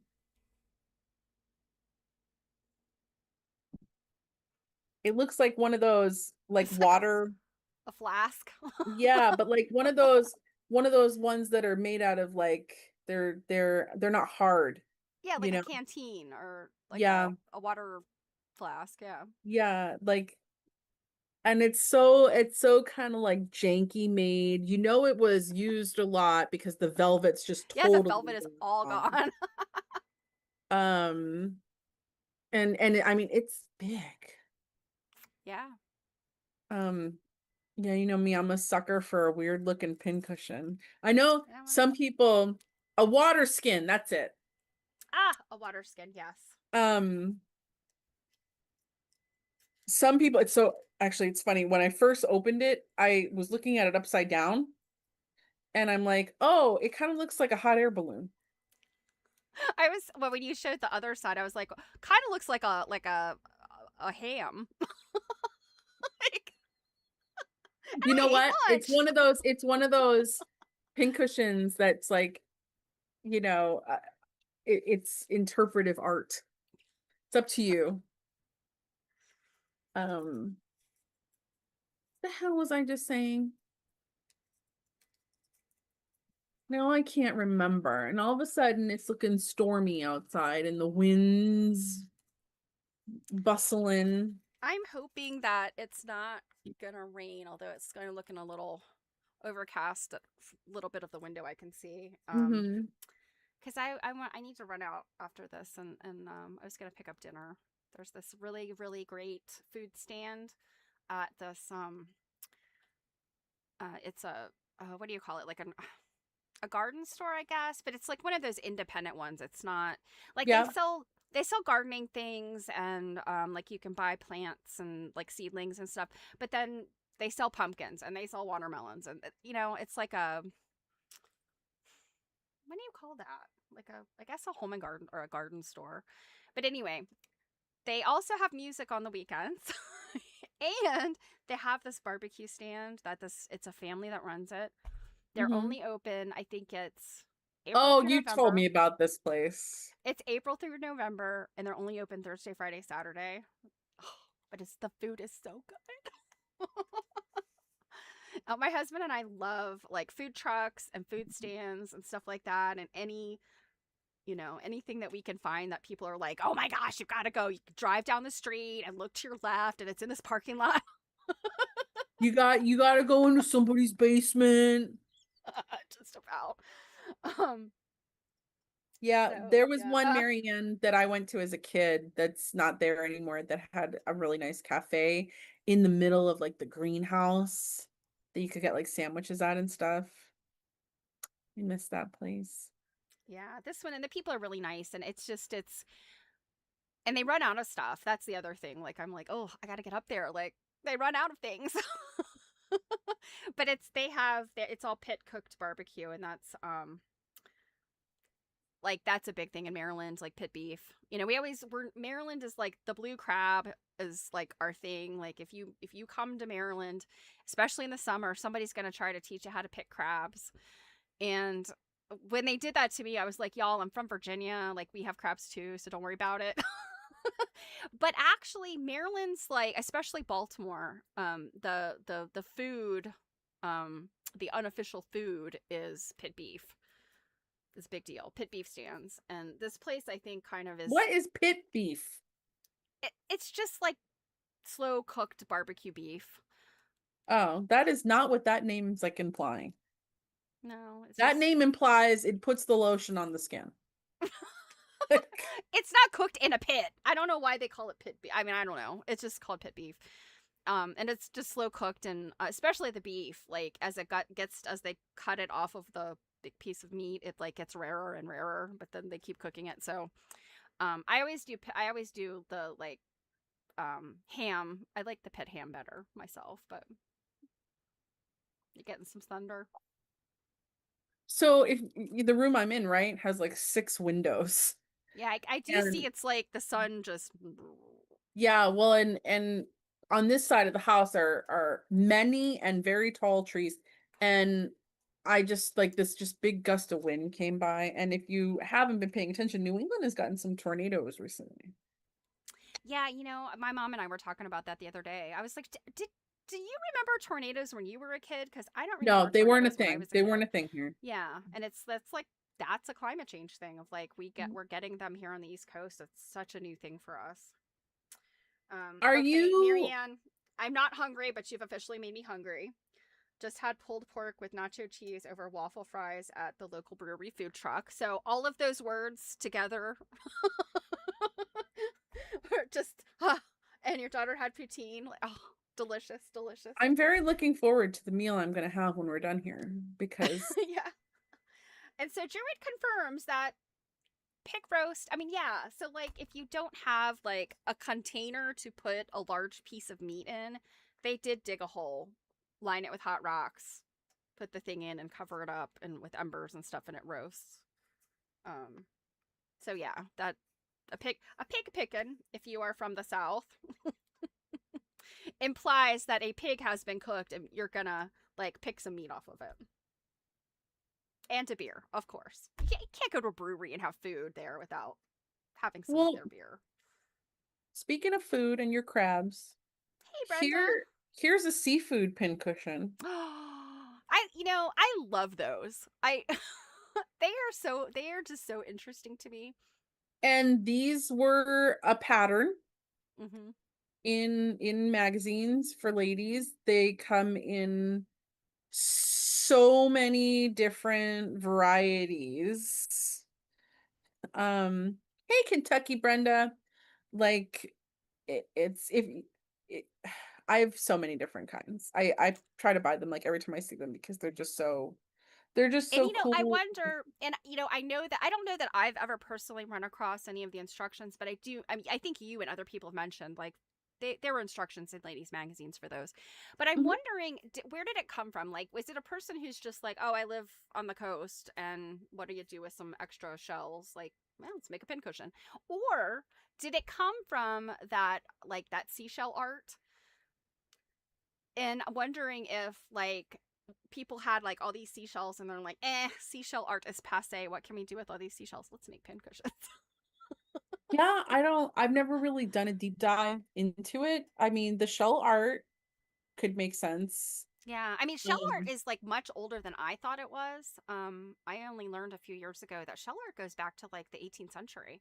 I thought it was more of like a Victorian, Same, covering pretty boxes kind of thing, but they actually made like those diorama type things with seashells like way back in the late 1700s. same. I'm just gonna let you know that I just got a notice that my internet's unstable. Oh. So just an FYI, but Brenda said that she's already gotten her book for the next book. So Yay! yeah, if anybody hasn't and they're new, we've picked our next book. There's a link in the description um for a affiliate link. And we're gonna put out the first assignment on July 7th, and the first discussion will be on July 14th. So I have just a few more to show you. Let me show you before it It just the gets too dark. doomsday. Yeah, the doomsday just kicks in. So this one is that shaggy velvet. Oh, yeah, that plush or like a Yeah, crushed velvety kind of stuff. at this point it's crushed. I don't know that it necessarily started out that way based on how it feels. But what do you think this is? I mean, it looks like a little box to me. Does it? Is that all? It's just a box? I'm guessing it's an etui or something like that. It's got little tools inside, perhaps. I don't know. Am I getting ready to be amazed? Oh, it's a thimble. Okay. It's a little thimble holder. I've never seen when I first opened this box, I assumed it was a ring box. Oh, okay. It does have ring Um, box vibes. Yeah, yep. but it's Especially smaller, so. for especially for that period of rings. Mhm. Ring boxes used to be teeny tiny. Yeah, Um, there's somebody on oh gosh, on Instagram. Is it Trinity Antiques?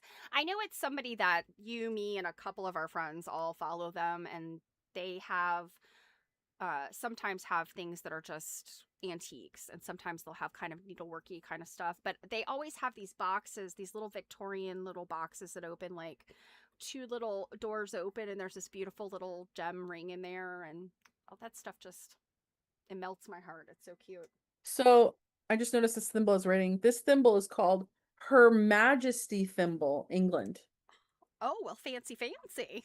Yeah, it's That's a why it's coming in a fancy, fancy box. yeah, it is a fancy schmancy thimble box. You will probably really like this lady. Boop. I love her. Oh, she is interesting. Is it like what is she made out of? Is it like painted wood or paper mache or something? Like, Yeah, she feels kind of woody. yeah. And then it almost, she's got like a, this paint on her ear is like a super kind of glossy, where the paint on the front of her is far more Right. matte. Yeah. She's very interesting, very fancy. She's got a French vibe. Yeah, she's a pretty lady. Oh, I love that.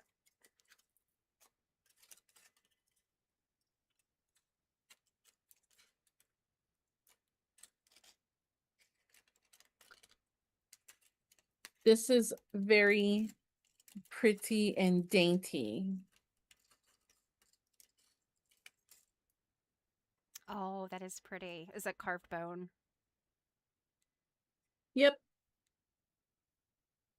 And is the piece in the center, is that a piece of fabric or is that painted? I can't tell.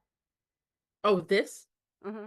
painted. It's painted. Yeah. It looks, when you turn it, I could see it was kind of glossy. Oh, that's very pretty. Hmm. I could And see it's like a whole set of tools with like that rose. well, and what's interesting is I've seen a number of these and I don't really know how they stand up because this is very heavy.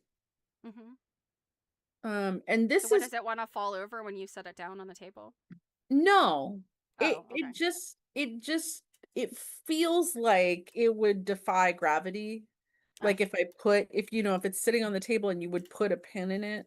Mm-hmm. It doesn't, it sits. It just I feel like the base is just too small for something that hefty.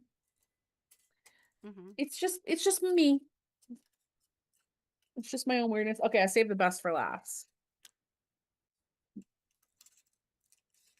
Um, so this is the one that I was saying I have one of these in my collection and thought it could be a one of a kind, and this proves that wrong, and that's fine. It's a wheelbarrow. A wheelbarrow. Yes, and I think I have seen yours. Is yours up in your on the landing in your cabinets? Uh, I don't think so. I actually think it's down here. Oh, But maybe so I'm it's thinking of something got else a then. place to put your thimble. This Oh, other little pocket is to and hold a a little teeny tiny little emery. emerald. Oh my goodness, that's so cute. Yeah, so see these like teeny little pockets here. Oh, And I then here, love ooh, it. Oh my gosh, that's so cute. and then if you'll notice, all along, oop, I just dropped the thimble.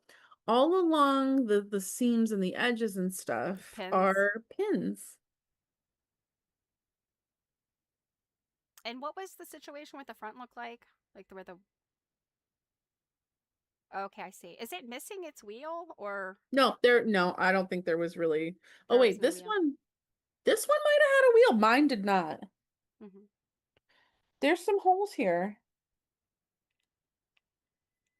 Yeah, there's holes in this front one. Mine didn't have holes. Hmm. So maybe they did put something here. Oh, you know what if it was like a waxer or something, like a round shaped waxer or a spool?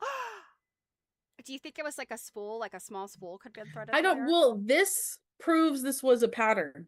Hmm. So it would definitely be worthwhile to find a pattern. I'm just in my mind. I picture, so you know the spools, the like the silk buttonhole twist is what I'm thinking Mm-hmm. of. It's kind of a the top of it's a large spool, but it's very shallow. Like if you look at it from the side where the threads wrapped around, it's very flat almost. Mm-hmm.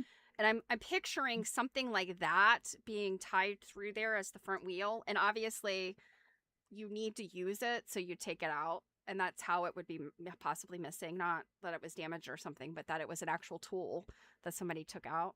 Maybe, but yeah, like there's definitely a hole here. Little hole there. Yeah, I see. I see. So mine didn't have that. Stuff like that is just so precious. And you know, I just love the ingenuity, right?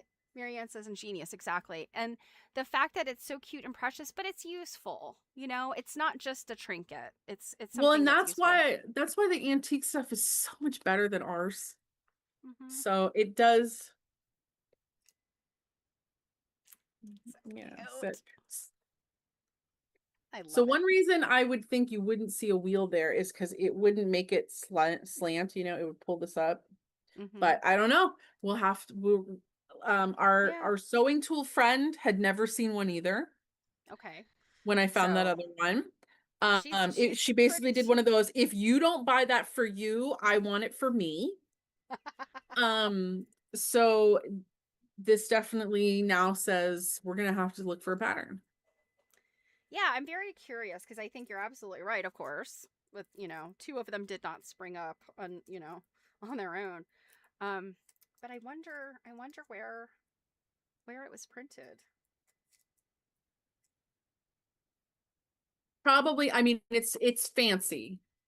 So probably one of the fancier ladies magazines. Maybe Country Gentleman, something along those lines.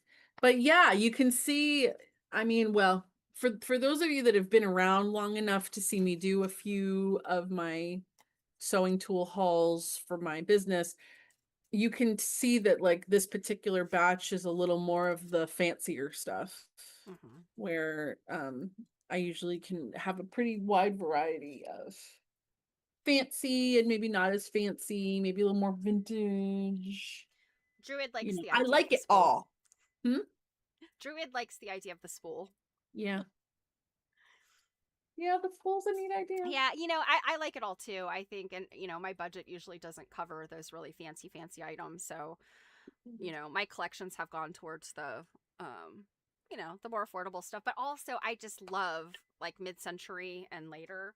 So probably anything from like the 1950s to the 1970s is Hmm. like my range, and I just love all that stuff. I guess I have it other than the things that I made you sell me. I don't.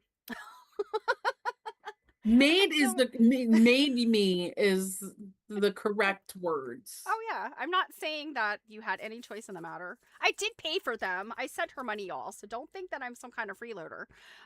She's such a freeloader. I had left the state with the items before she got her money, but um, I had absconded. Um, I'm waiting to see what happens on the day when you're like, well, these are going to be mine. And I have to be like, actually, those are already promised to somebody. and I'm gonna be like, well, too bad for them. Yeah, she's going to be like, well, they're not here now. Hope you got insurance to cover this, because no, I'm kidding.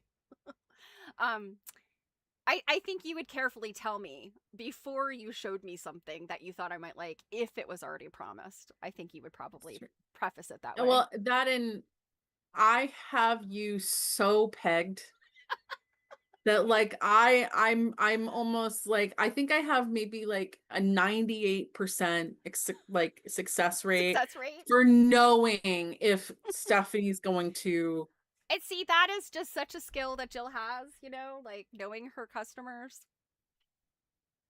I At this point I don't know that I'd call you a customer so much as a victim. A victim.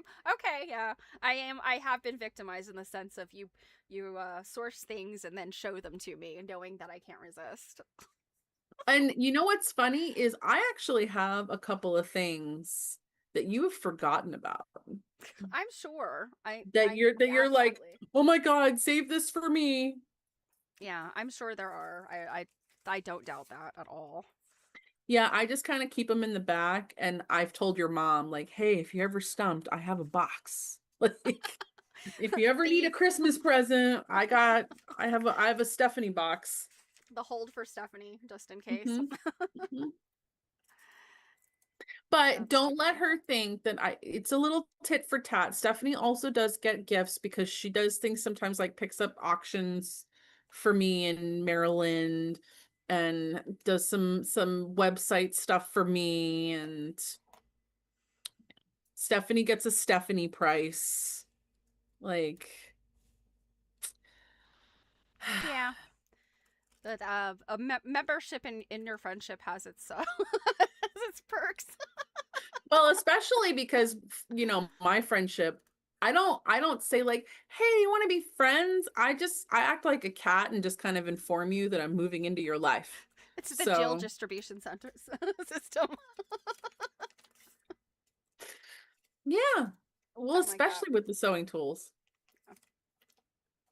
When Oh, I you know can't, what? Speaking of sewing tools, could we possibly segue into it's coming up on 4 o'clock almost our time, but could we like just sort of for the end here segue into a very cool pattern that our very dear friend has recently put out that you sure. and I are both going to make.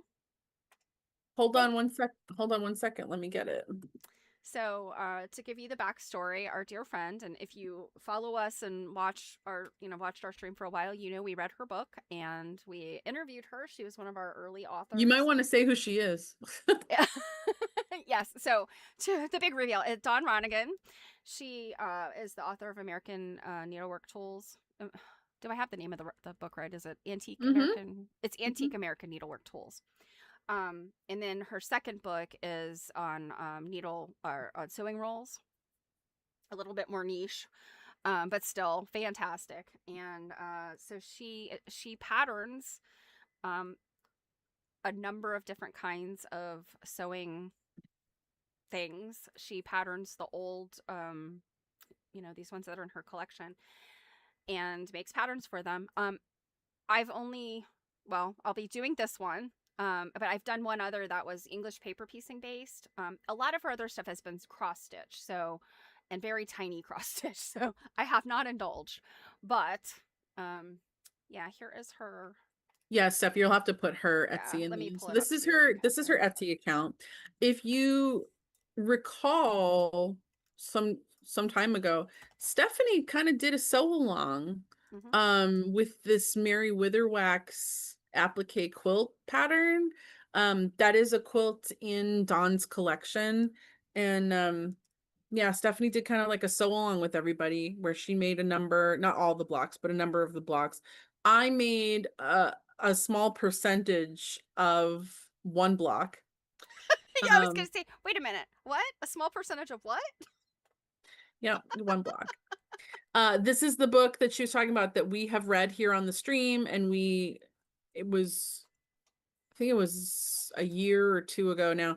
And we did an interview with Dawn. That book was fantastic.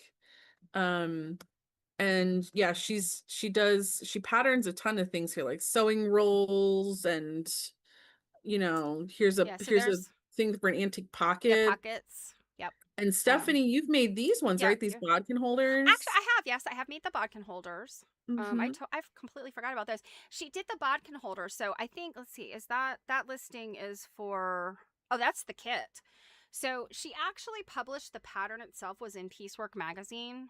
I think it's been a couple years ago, and then she sold the kit. Um, and it's like it's either fancy ribbon or skirt binding.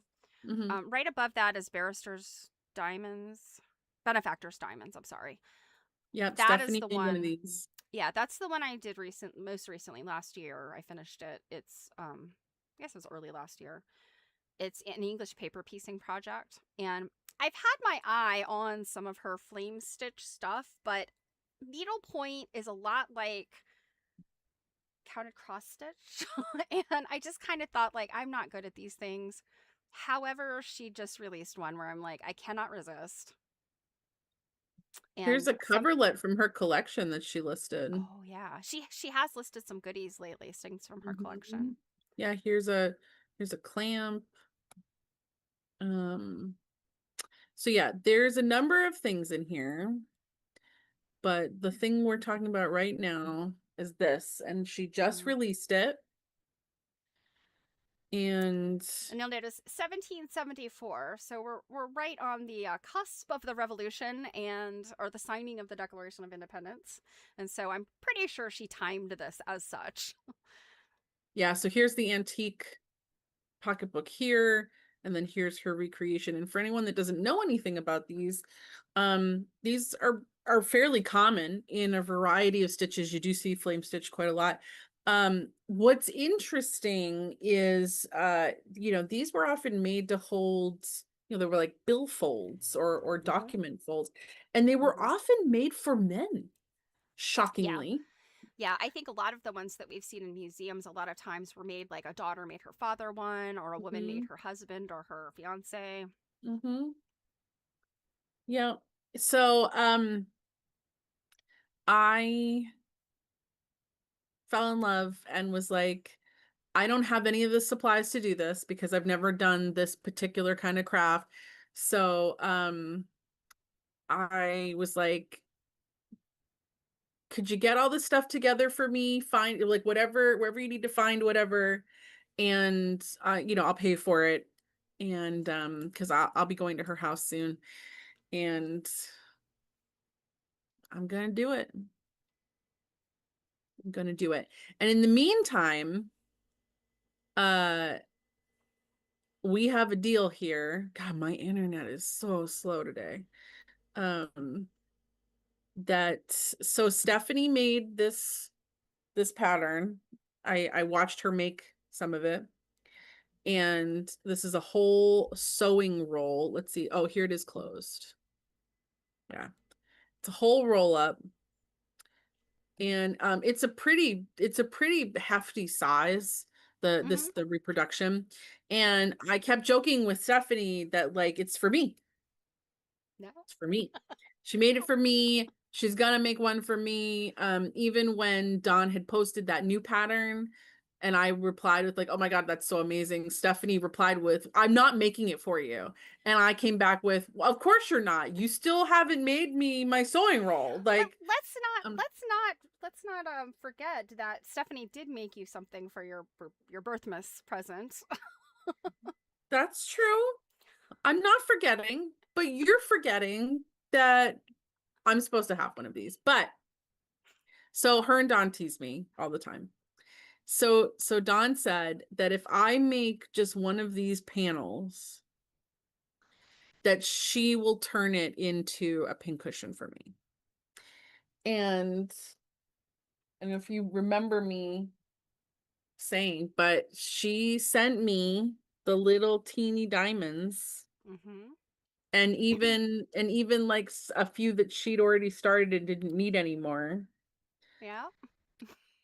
So, when are you gonna see her? It's in about 2 months. Hmm. Not quite 2 months. Hmm. So, are you gonna have that little rectangle done? Originally I was thinking that I would work on this on that trip. Like I Mm-hmm. would I would have all the prep done Okay. and I would do it on the trip. Um, because I mean, I'll be on the road for, a good 3 weeks. I'm gonna stop sharing my screen.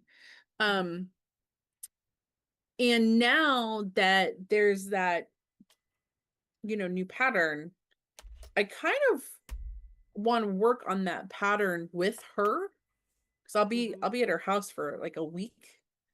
Um, and yeah, so I'm kind of thinking like, oh, maybe I'll try to finish the diamonds before I get to her house. And then who knows? I don't know how long it takes to turn it into a pincushion. Maybe she would be able to even do that while I was there. And Well, I found the fabric that I had been looking for. oh, good. Where was it? Um, it was tucked into one of my. I have like a punch needle bin of supplies. It was tucked in with that. Hmm. Um, 36. You really can't see this very well. It's not going to resolve. It's 36 count even weave. Hmm. um, so yeah, I'm I'm anxious about starting mine because, like I said, I don't know. It seems because it's a flame stitch, you go over a lot more threads than you would with cross stitch. So she says it works up real fast. I'm like, okay, Dawn, but I'm gonna get it done. I'm going to do it. Oh, thank you, Robin. Yeah, yeah, I think I can do a better job on this than I could on a cross stitch piece. But I do have to say, her cross stitch pieces are also really stunning. I know there's one, and it might actually not be on her Etsy site because she did it specifically for an organization. Sometimes she patterns stuff and does classes for specific like needlework guilds and stuff that Hmm. they kind of pay for the exclusivity. So the one I'm thinking of, I'm not sure she did it for a specific group because I don't know that it's on her Etsy site. But anyway, it's a sewing roll, so it's a long strip, that rolls up. But the little rounded part of the end that's sort of like the flap over it had just a beautiful. I remember having like just this really beautiful little cross stitched like floral thing in the name and the year and stuff, and just so charming. And I think she stitched it in silk, of course. So Yeah. she works with the fancy materials. So And she has quite the stash of, like, Stephanie and I were there for a few days last April. mm. Last April? Yeah, it's been over a year ago. Isn't that crazy? Okay. Yeah, so not this past April, the one before. Um, and we were there for a few days and we probably didn't even see 25% of of Her wonderful her treasures. yeah, her collections, or even like she took us into like her fabric room.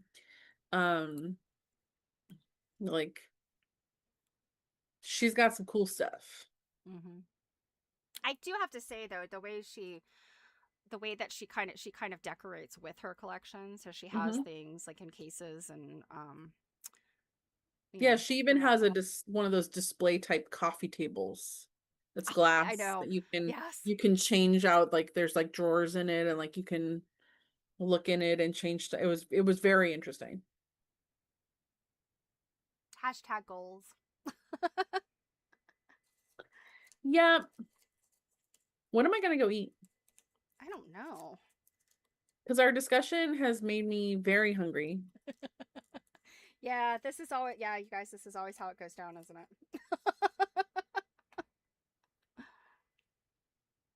Ooh, and here, because I know you guys really were keeping track, the canes that's near my house is finally opened. We have one in Framingham now. It's No, but I mean mine is like really close.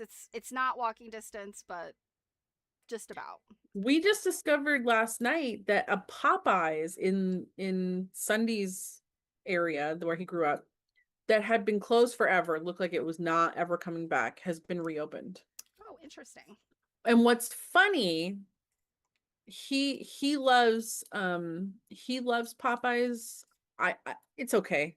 But it's right next door to a Dave's Hot Chicken, and Dave's Hot Chicken's way better. Wow. So, yes, Druid I do. Cane's is another fried chicken Oh, place. yeah, so I'm sorry. So it's called Raising Cane's, and I honestly am not sure where it originated. Feel like somebody told me recently and it just didn't I stick. thought it was like Kentucky. Yeah, I don't know. Yeah, you could tell me it originated anywhere, but in any event, it's all they have are chicken fingers. Like that's it. Chicken fingers and then fries and Texas toast. And I'm trying to think of I think there might be coleslaw. I can't remember. But like there you don't have a choice of like a sandwich or nuggets. It's chicken fingers, chicken strips, that's it. No other choice. But they do it pretty well, I have to say. Yeah, it was fine. Dave's hot chicken, on the other hand, is spicy, very saucy, and Well, you don't have to get it that way though. true, true.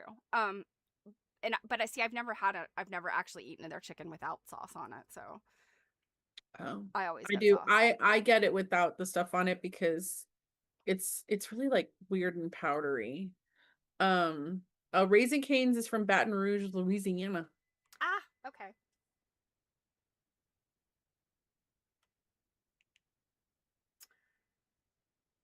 Oh, interesting. Founders originally submitted the single menu chicken finger concept for a college business class, but received a poor grade.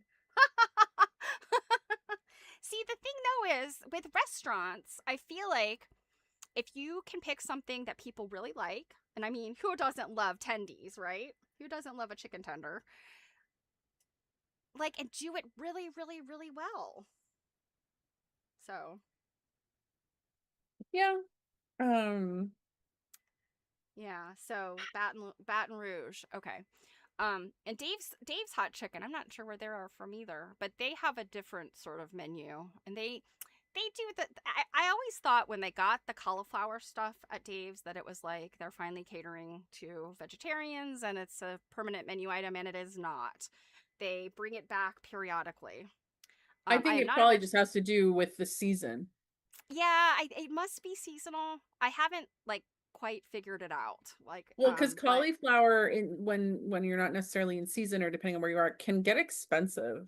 yeah, When restaurants have cauliflower over broccoli, it surprises me because broccoli is exponentially cheaper than cheaper than cauliflower. cauliflower. Interesting. I've Hmm. never been much of a cauliflower person in general, but Yeah, other than like cauliflower on a vegetable tray, at a party.